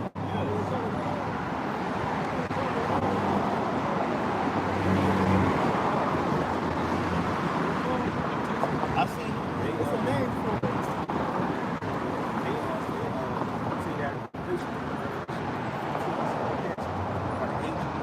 Top of the cloud, rainbow, like rainbow. Yeah. Hey, that go to show you. So when the Lord come back, that's gonna be a glorious thing for the world to behold, man. It's gonna be a glorious thing, man. You know. So the glory belongs to Yahweh Bashim, and then if we are the elect, then we'll be joint heirs and we'll inherit that glory. Okay. But even before Yahweh Shai come back, the Lord said he would get you praise and fame in the land where you were oppressed. That's right. So there is going to be a level of fame that's going to travel. It's natural. Yep. It's only right. I mean, you can't help. Well, you're going to know. But the glory is going to be different than that fame. Okay? Because, hey, man, don't nobody care about if you people, listen to us or not. We want Yahweh Bashim Shai to be pleased with what we doing. That's going to be the glory, man. Not by you people, yeah, man, y'all know about y'all, man. Yeah, I be seeing y'all on YouTube. All right, cool, bro. But when the Lord stamps you as a solid servant, you get that crown, you get that hug, that's what we looking for, man. That's the glory.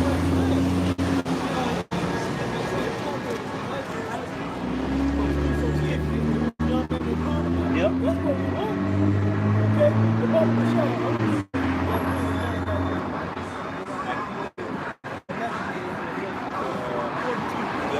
First chapter. Verse 4. I want everybody to hear this and read along with us, because this just shows you that it's not just about those on the front lines.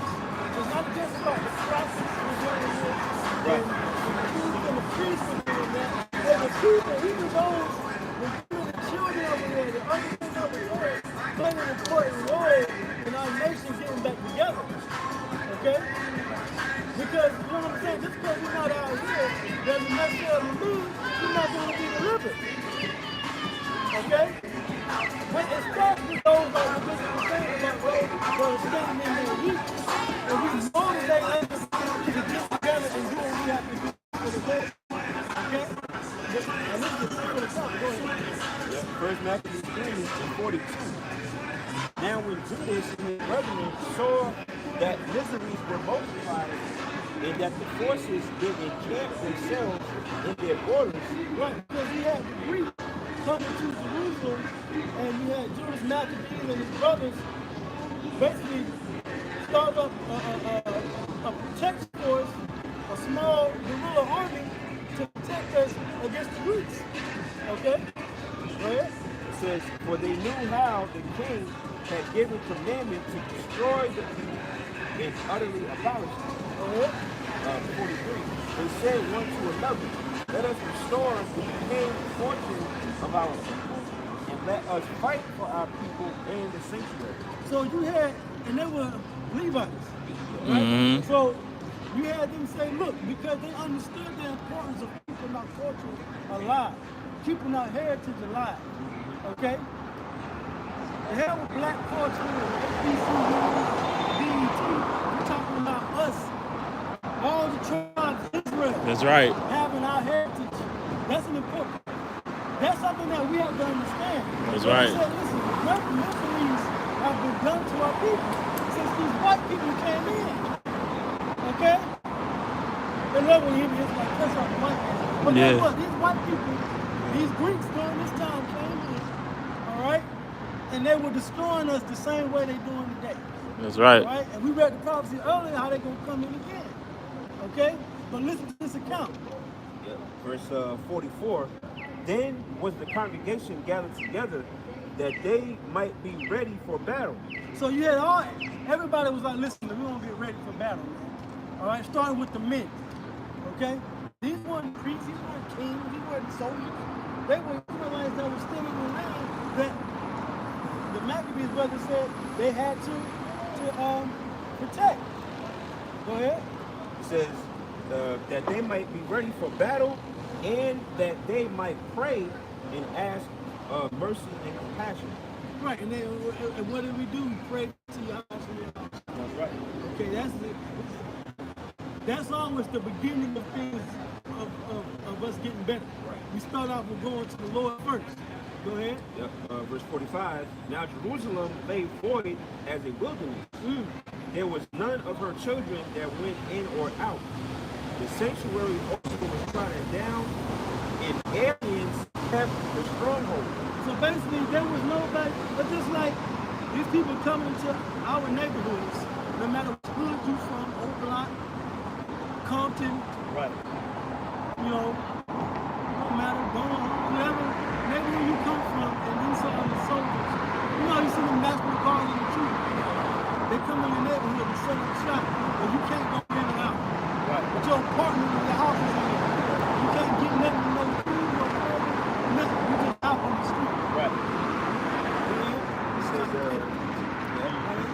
says the heathen had their habitation in that place, and joy was taken from Jacob, and the pipe with the harp ceased. There wasn't no music, niggas ain't rapping. Niggas ain't making mixtape, niggas ain't going to the yard. Right. Alright? Trap, everybody talking about my corner, my block, my trap. Esau had the trap. Yeah. Alright? Yeah. Niggas want slamming dominoes on the table. Yeah, wasn't no car, no spades. Yeah, knocking the whiskey cup. Okay? Nigga wasn't getting hit with that draw too. No. Okay? That reverse skip. None of that. Okay? Our people were down, man. There wasn't no going to the marketplace. Fine. There wasn't no baking bread. The women wasn't baking bread. The men wasn't farming the land. Okay? It says, verse 46, wherefore the Israelites assembled themselves together and came to Mizpah over against Jerusalem. For in Mizpah was the place Israelites. where they prayed aforetime in Israel. Okay? It says 47, then they fasted that day and put on sackcloth and cast ashes upon their heads and rent their clothes. Right, so they fasted, they came together and said, listen, we got to fast, we got to pray to the Lord. We can't do nothing. Now, what do our communities do? They go to the church. They go to the pastor. That's not uncommon in the spirit. That's just something our people are connected to the Bible, right? But really, we should be coming down to the church every week, okay? But that just shows you that, you know, the custom of when the community is bad, you go to the church. Yeah. That shows you we the people.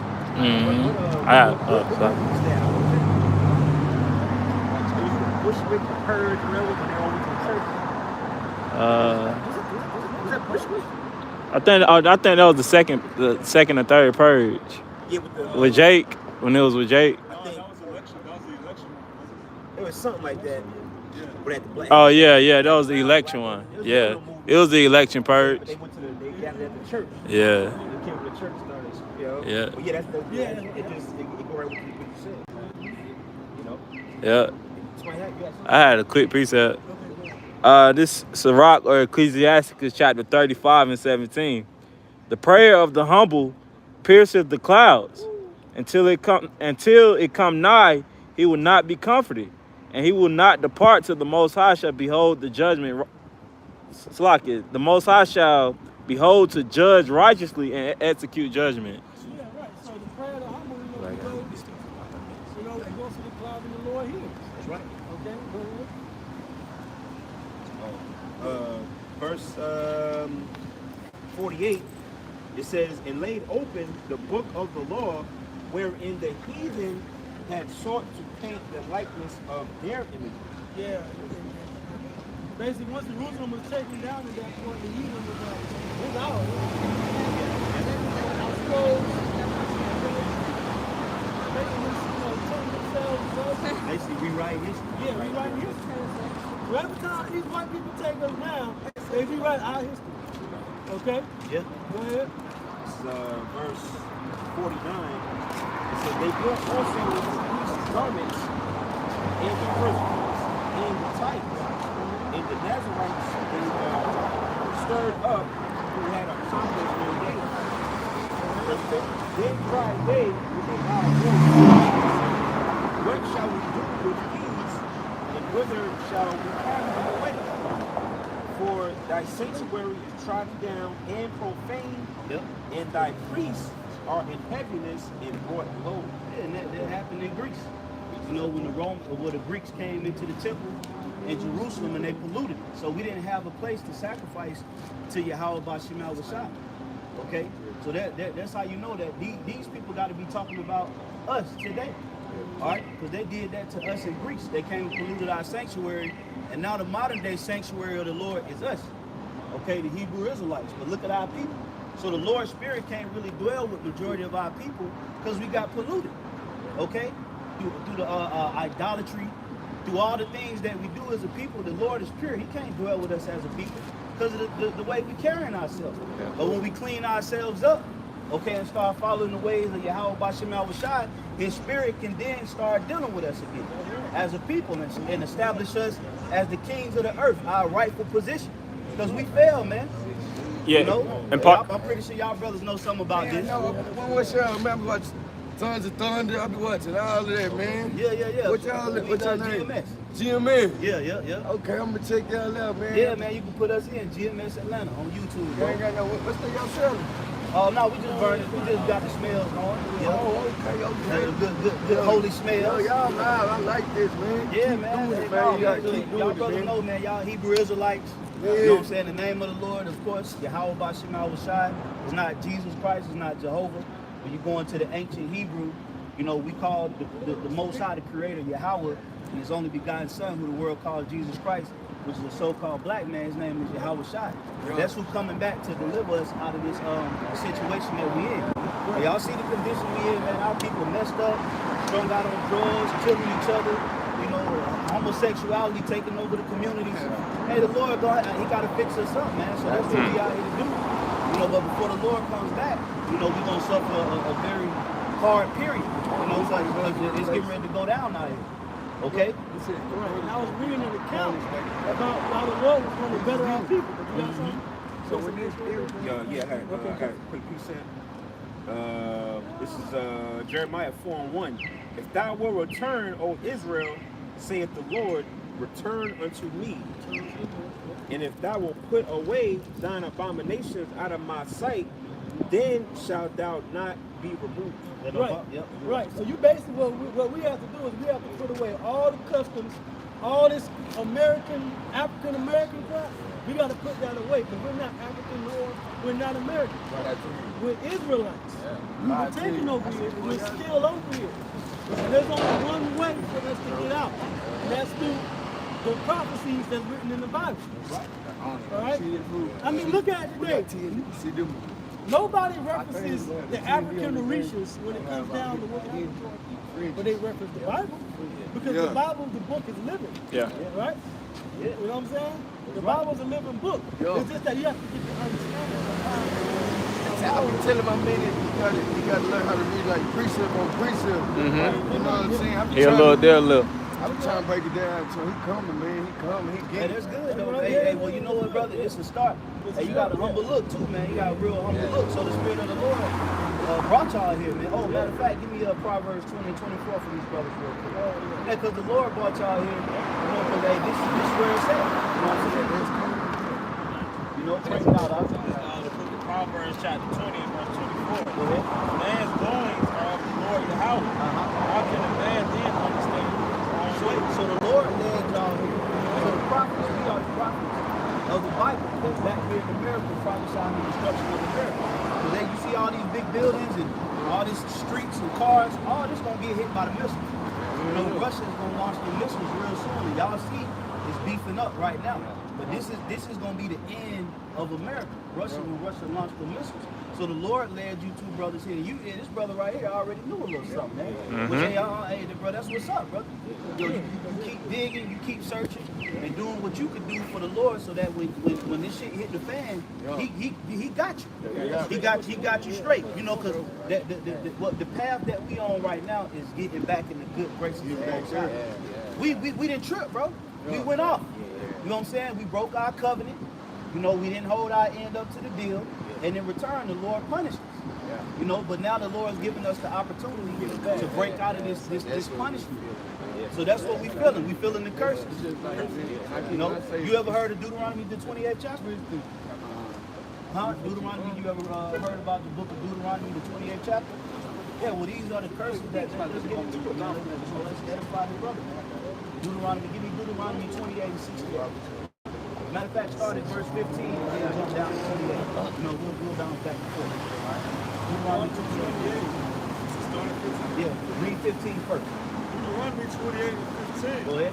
But it shall come to pass, if thou wilt not hearken unto the voice of the Lord Yahweh. Now this was written to us, all of these people on the side. The word hearken means to listen to. So the Lord said if it's going to come to pass that if we don't listen to the words of this Bible, go ahead. To observe to do all his commandments, and his statutes which I command thee this day, that all these curses shall come upon thee and overtake thee. Right. So the Lord said if you don't listen, all of these curses is going to hit you. Now we're going to read through the curses. Now jump down, we're going to just get a primary curse that hit us. Give me verse 28. I mean 68, I'm sorry. Verse 68, it says, and the Lord shall bring thee into Egypt again. Now Egypt, okay? Now, he said he's going to bring us into Egypt again. This was after we left out of Egypt, okay? So this, you know the story of Moses leading the Israelites out of Egypt. So he's writing this to the Israelites after they left out of Egypt. So he said the Lord was going to bring them into Egypt again, but in human history, the Israelites never went back into slavery in Egypt. Can y'all break down to my man about like the covenant that they had, Moses, that they had to put the blood on their door? Oh, man. Break it down to me. I'm literally looking for that scripture. I got it right here. Why they said we got to get back to this. This is it. I got it right. I already had it. That's right. That's the spirit. Bring it out for the brother, then we're going to finish up on that curse. Yep. Sure. I'm reading real quick. This is Exodus 24. I'll start at 5. It said he sent young men of the children of Israel, which offered burnt offerings and sacrificed peace offerings of oxen unto the Lord. And Moses took half of the blood and put it in basins, and half of the blood he sprinkled on the altar. And he took the book of the covenant and read it in the audience of the people, and they said, all that the Lord has said, we will do and be obedient. Blood and Moses took the blood and sprinkled it on it. This is serious. Yeah. You know how back in the day people would cut their hands and shake? That's like a blood promise. So Contractual. Moses took the blood of the sheep that was dedicated to the Lord and sprinkled it on all of us. So literally, and we said, yeah, we gonna everything the Lord tell us to do, yeah, we gonna do it, we gonna do it. And the blood, sprinkled the blood on us, bro. Go ahead. Yep, verse 8 again, it says, and Moses took the blood and sprinkled it on the people and said, behold, the blood of the covenant, which the Lord hath made with you concerning all these words. See that? So now we bonded to the blood of the Most High. It was a pact. And guess what we did? Guess what we did? Guess what we did? Broke Broke the contract. We broke the damn contract, bro. So that's why we get punished, right? Now you see this brother get it. Now he Okay? finna, Now we about to go bro, back to curse. the curse. And then you finna walk around and you gonna be like, Deuteronomy 28 and 68. The Lord shall bring thee into Egypt again with ships. With what? Ships. So when you look at a map of Egypt, ancient Egypt, there's no way you can get into Egypt with a ship. Okay? Or that part of Egypt, you can't get in there with a ship. So this is talking about America. Okay? Give me Revelation the 11th chapter. Okay? All right, come, go ahead, bro. This Baruch chapter 4 and verse 6. You sold to the nations, not for your destruction, but because you moved the Most High to wrath, you were delivered to your enemies. So see, it said sold to the nations. Not only did we get sold to the so-called white race, but all of these nations out here are people winning the slavery. Africa, this brother right. See, hey, keep this brother close to you right here. that's my brother, man. Keep him close to you. Keep him close because he's telling you the truth. Spirit let y'all here to confirm what he been saying. Nah, that's solid. You just gotta sit and just slow it. That's right. This is a process. Hey, and as you continue to learn and grow and push through, hey, the Lord continue to open your mind up to the truth. So it's a process of getting back into the Lord's good graces. You know, I remember he's sitting up there, he pissed off. So he ain't just you gotta earn your keep.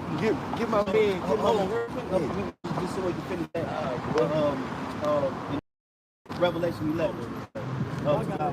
Because he said you're gonna go into Egypt again with ships. All right, read that, bro. All right, so this is Revelation 11 and 8. And their dead bodies shall lie in the street of the great city. Now the great city is talking about America. Okay, when you read it in the book of Revelation, it talks about Babylon the great city, the mystery of harlots. All that is talking about America. Okay, the woman that sat upon the beast, that's America.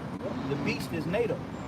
Okay, go ahead, bro. It says, which spiritually is called Sodom and Egypt. Now it says spiritually called Sodom and Egypt. I don't know if I got a dollar on me, but if you got a dollar on the back of the dollar bill, I don't think I got one either. what? The Egyptian kingdom. Yeah. So why is this spiritually called Egypt? Because all of the ancient customs of Egypt is here in America. Sodom It just and Sodom too. And You got it. so you see the pyramid right there. This is modern day Egypt. Okay, this is modern day Egypt. And we always make the not the analogy, but we always say, why would an American currency have an Egyptian pyramid? You know, and Egypt was one of the most prominent places that had us in captivity. Scripture says that we built treasured cities in Egypt, Pithom and Ramses. Who built the White House? Who built all these major cities and metropolises? You know, Who built the A? We did that. We built the A.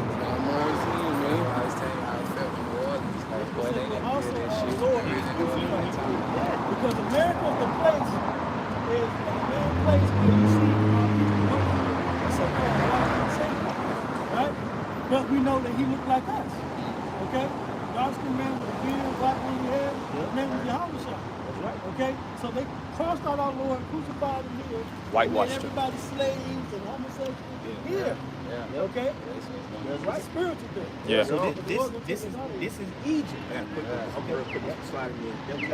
Exodus 20, 1 and 2.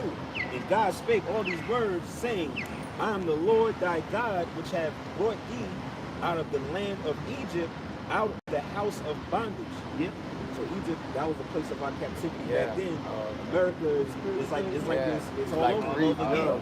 And then digital captivity. and also another good point is all 12 tribes are in captivity here in America, just like we were in Egypt. All 12. See, you had certain tribes, you know, that didn't go into captivities together, like the so-called Negroes, Jamaicans, and Haitians.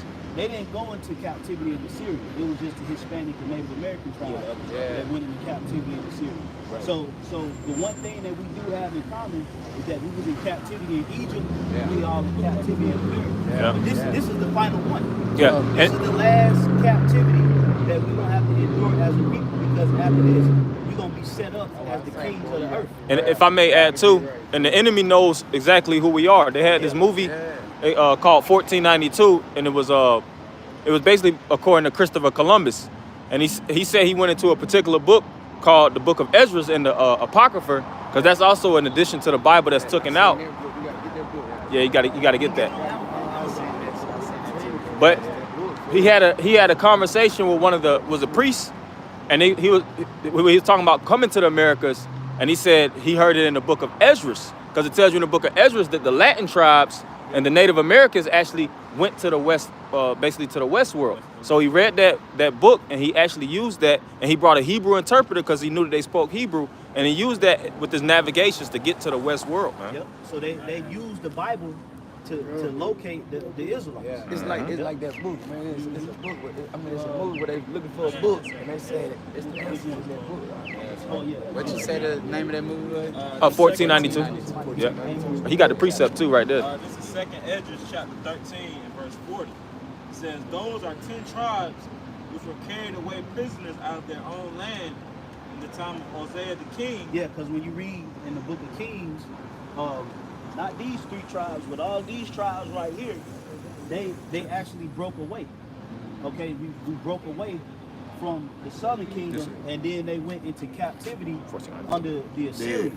And after the Assyrian captivity, they got on ships, and they sailed the seas and came to America. But they came, you know how they in school, they tell you, they crossed ice and shit. That's a lie. The Bible tell you exactly how they got to America. Go ahead, bro. And it says, whom Salmanassar, the king of Assyria, led away captive. They carried them over the waters. Yeah, that's the rivers of the Euphrates River, because they were in the land region was called Mesopotamia. The word Mesopotamia means between 2 rivers. There's between the Tigris and the Euphrates up in ancient Assyria. They was in captivity. Okay, go ahead, bro. Yeah, modern day Iraq. And so they came into another land. Yep. But they took this counsel among themselves, that they would kill the multitude of the heathen and go forth into a further country where never mankind dwelt. That was America. So they said, you know, we're gonna get the fuck out of here. We're gonna go to another country where never mankind dwelt. And they knew that country was over here because King Solomon was sending his navigators to America to get like the exotic resources, ivory, peacocks. Yep. Because when King Solomon was ruling, he was sending navigators over to America to get certain resources over here and then bring them back. You say when you go to Mexico, that's one of the main reasons why the northern tribes, they don't believe that we're the same people. Yeah. Because they split up. And that's what's going on right now. We all the same. we all the same, bro. All the same. Yeah, we're the same people. Keep reading on that. Verse 42 says that they might keep their statutes, which they never kept in their own land. Yep, go ahead. And they entered into the Euphrates by the narrow passages of the river. Yep. For the Most High then showed signs before them. He held still the flood till they were passed over. So what they did was they went into the Euphrates River. If you pull up an ancient map, the Euphrates River goes into the Persian Gulf. All right, and so they took the boats, they went into the river, then they led out into the Persian Gulf. And the Persian Gulf led into the Indian Ocean, which is on the eastern coast of Africa. They came around the Horn of Africa. They came up under Africa and sailed those seas and started to land in South Central America. Then they landed in North America. That's how the Native American tribes got over here. All right, the Lord calmed it, because you got certain circumnavigators. They'll tell you that those seas are some of the hardest seas to sail as a navigator. The seas is crazy. That's why the Lord said He calmed down the sea so that they can get over here. So these are the Israelites. Yeah. And it was that actual area is known as the Cape of Good Hope. But before, it was actually known as the Cape of Storms because how rigorous it was. Yep. And Esau, well, it says basically the king of Portugal, John II, renamed it the Cape of Good Hope because it allowed the empire to trade with Asia. Basically that area. But it's known as the Cape of Storms because how aggressive it is. But they said that the Lord actually held back the water, so he made it settled for them to actually not have such a rigorous route. To cross over. To cross over. You know what I'm saying? So that's how you know that they got to be the Hebrew Israelites, because really, this was the only landmass where mankind didn't dwell.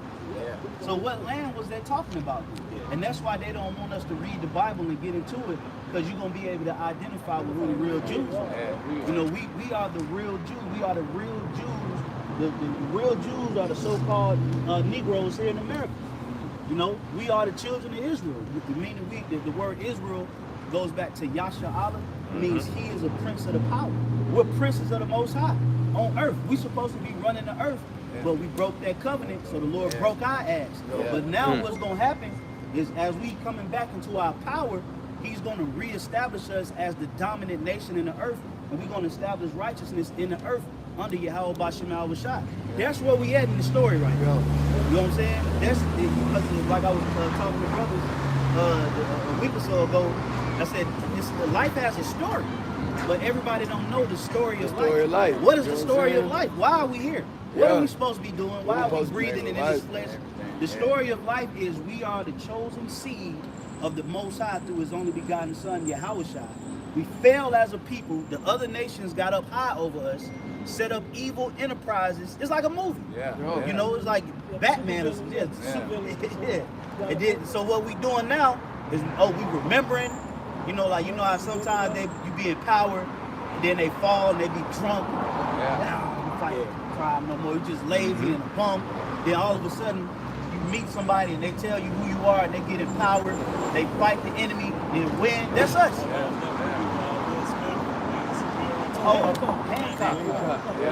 Hancock. So that's why they so intimidated by you. They look at you. They don't see these people don't see nothing but power. So they look at us as a what? As a threat. Yeah, and they exploit our power. They'll put us in these modern day coliseums, which is these basketball and football arenas, and they use us for sport. You know, tossing around materials. When we was chilling on the field, they was talking about the brothers, like, look at him, look at how he's looking healthy. You know what I'm saying? Bro, that's like, all right, on the farm, bro, that's how you look at your horses or something. Like that's good meat right there. That ain't no good meat, bro. You see what I'm saying? That's how they do it. You mentioned about us being in Revelation, right? You was like, this is Revelation, bro. Revelation 11 and 3. It says, and I will give power unto my two witnesses. Now, the two witnesses, we're talking about the two kingdoms. When did we set this up? So you have the naturalist and the spiritual, you have the two different kingdoms. So we broke into two, right? But we're coming back together now. So now we're prophesying together. It's going to tell you. It says, and I will give power unto my two witnesses, and they shall prophesy 1,260 days, clothed in sackcloth. So we're living out this literally right now. That's why we got this on. Because you don't see nobody else. Right? So this is us having power to go into this book and then tell you and everybody else what's going on in the book and how it's affecting us and manifesting right now. That's right. Okay. And like what the priest said, we are here to tell you this is what's happening in the story that we had in life.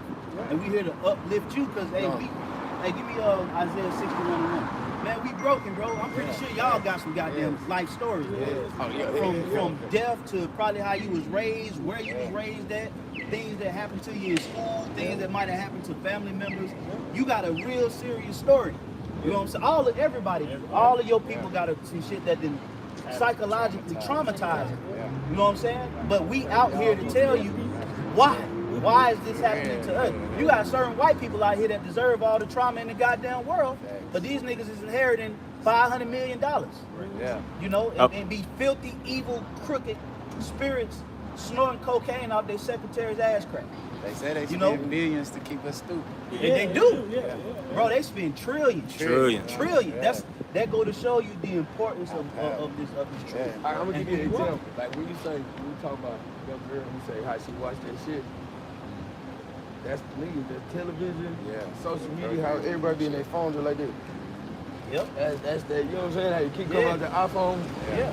Everybody got brush you did it, you know what I'm saying? You gotta keep you, you know what I'm saying, From getting into this. And getting Keep you and deviated. living like that, you know what I'm saying? And you know what? Like what you saying, they gonna even take that a little further. They gonna come with that chip, that microchip. That's Man, why I be like, that's boy. the end all be all. And That's you why I be brothers, like, man, boy. I'm gonna tell you, brothers, don't take that fucking chip. Man, Now it's easier said than done because that's just like they gonna get to that's doing just their like resource. saying, that's just like saying don't have a phone now. Exactly. You know what I'm saying? Like you can't just walk around without a phone.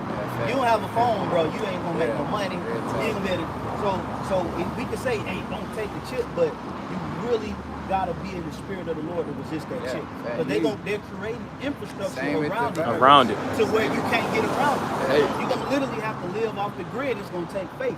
So what scripture did I call for? Gotta be at the fast. Isaiah 61, and then bring that out. Then we're gonna get ready to close out, bro. Isaiah 61:1. The Spirit of the Lord Yahweh is upon me. Yeah, so we got the Holy Spirit. You know, the Holy Spirit. You gotta remember, bro. Before we once knew this, we wasn't nothing like this. We was just like every other Jake. But the Spirit of the Lord woke us up, and He's dwelling with us. He's giving us dreams and visions, and we can go from cover to cover in this Bible and break it down. We can speak different languages. We straight out the hood. You know, I'm straight from the east side. You know, go ahead, Isaiah 61:1. The Spirit of the Lord Yahweh power is upon me because the Lord have anointed me to preach good tidings to the meek. The good tidings, the word tidings means news. Okay, I'm here to tell you, it ain't always about beating our people down, man. Okay, we getting beat down every day in the news. Hey, they ain't even talking about Brett Favre in the news, man. Now here it is, this dude that embezzled $5 million from some type of school or some type of. In Mississippi, that's the poorest state in America, and you got the so-called white man in there embezzling money from Jake. But then they talking about the Boston Celtics. Yeah. Because he got some pussy. Some side putties. Excuse my language. He got some putty. Okay? But they told Mike Vick ass up. They told my boy Kaepernick. They told him up. My boy James Winston, stealing crab last day. They slandered him. But when it come down to white crime, we don't get no justice. So we ain't out here. We out here to build our people morale up. That's it. That's right. Go ahead, And it says, because the Lord hath anointed me to preach good tidings. good to the news. meek. Go ahead.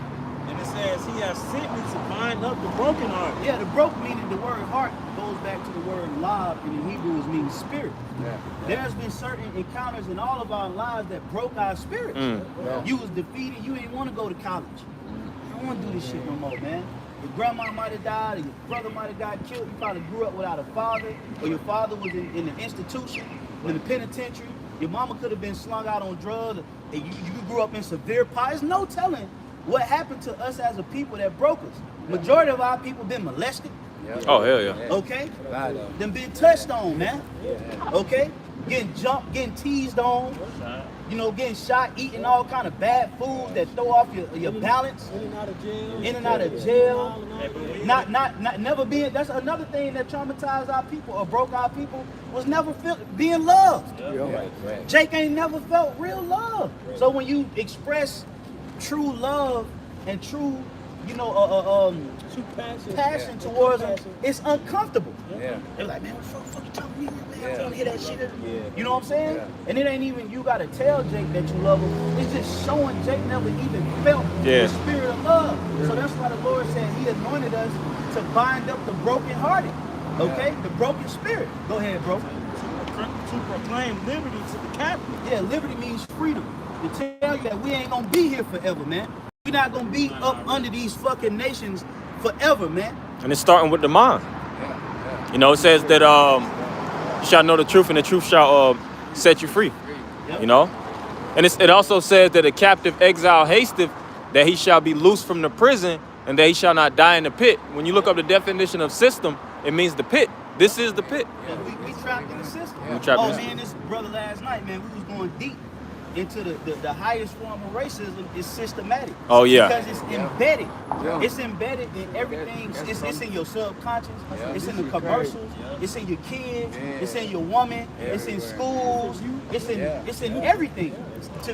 Because Esau created an enterprise that promotes systematic racism. That KKK marching around with that I hate. That's not real powerful racism, man. That's outdated. That's why them niggas fell off. That's a distraction. That's why they fell off. Yeah. The KKK is basically the lowest branch of racism. It is. Yeah. That's not how you show you if you really want to achieve true racism, you got to create a system and embed it and encode it in the system to where that racism actually starts to work for the people. Yeah. Even we're racist against ourselves. Okay?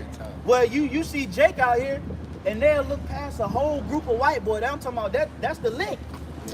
I mean, not encouraging nobody to do nothing, but I'm just using an example. If you they niggas from Georgia Tech, they probably got all kind of whatever on them. They'll look past that whole deer and look right at you. A nigga, your own people.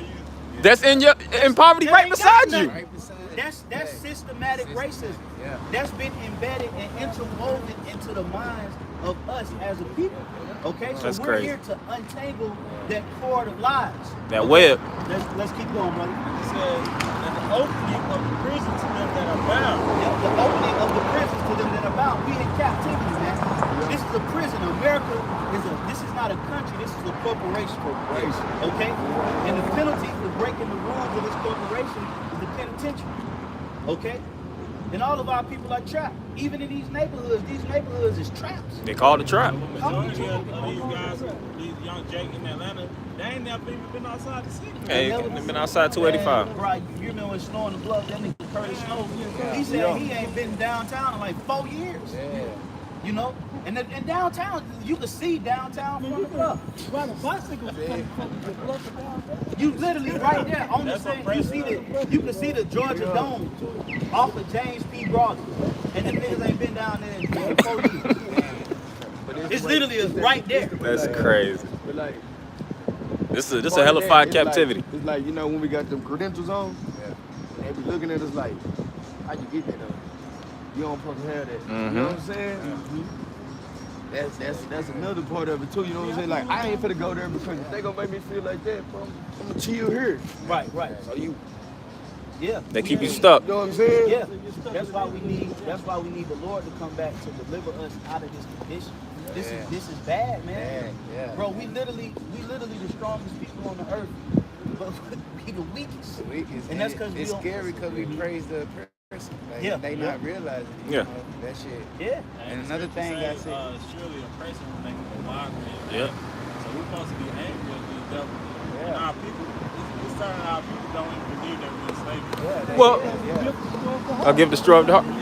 And they say you know a nation by their women. You look at the condition of our women now. yeah, Look at the Asian women. It's really hurtful, man, to see my sisters how I'm seeing them. Like, Oh yeah. because I'm aware of it. Like, and it's crazy. Yeah. Well, you know what? They done slutting them out. Yeah. They basically, but you know what? That's a reflection of our condition. Yeah. You look at the condition of the women to tell the condition of the nation. Our women ain't supposed to be slutted out like that. Yeah. Nah. But we slutting them out. Yeah. We gotta See what I'm saying? gotta step up to this. Take accountability. Take accountability, step up to this. Yeah. And do what we got to do because, hey, like you said, you don't do change. You ain't gonna see no change. That's right. Hey, well, hey, you know, You gotta change those. how the quote go, be the change that you want to see. You know, be the change that you want to see. You can't criticize unless you criticize yourself first. You can't say what's wrong with the world if you are the problem of the world. Yeah. You're a byproduct of the problem. You can't check nobody else if you doing it. Yeah. Get So the it starts from within. If you want to build our people back, and we can't just do any type of building. You can't just I'm gonna create a movement No, it's only one way for us to get back. Just being who we are, the Israelites. It's only one way. It was only one way we fell. You can't be. That's why nothing works. Yeah. This is what works. We've been out here for years, building. We got brothers here. We got brothers down on that corner. We got brothers all. We got brothers out. Brothers walking up now. We got brothers everywhere, man.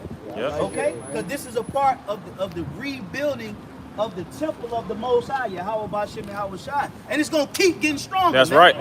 All right, these people in the earth, all these other heathens out here, these other nations, you're going to watch the children of Israel gain power, man. Yep. And take the earth back through the spirit of Yahweh Ba'Shem Yahweh Shai, man. That's right. That's where we at in the story. There ain't nothing to be afraid of. The so-called white man, we know he going to come down.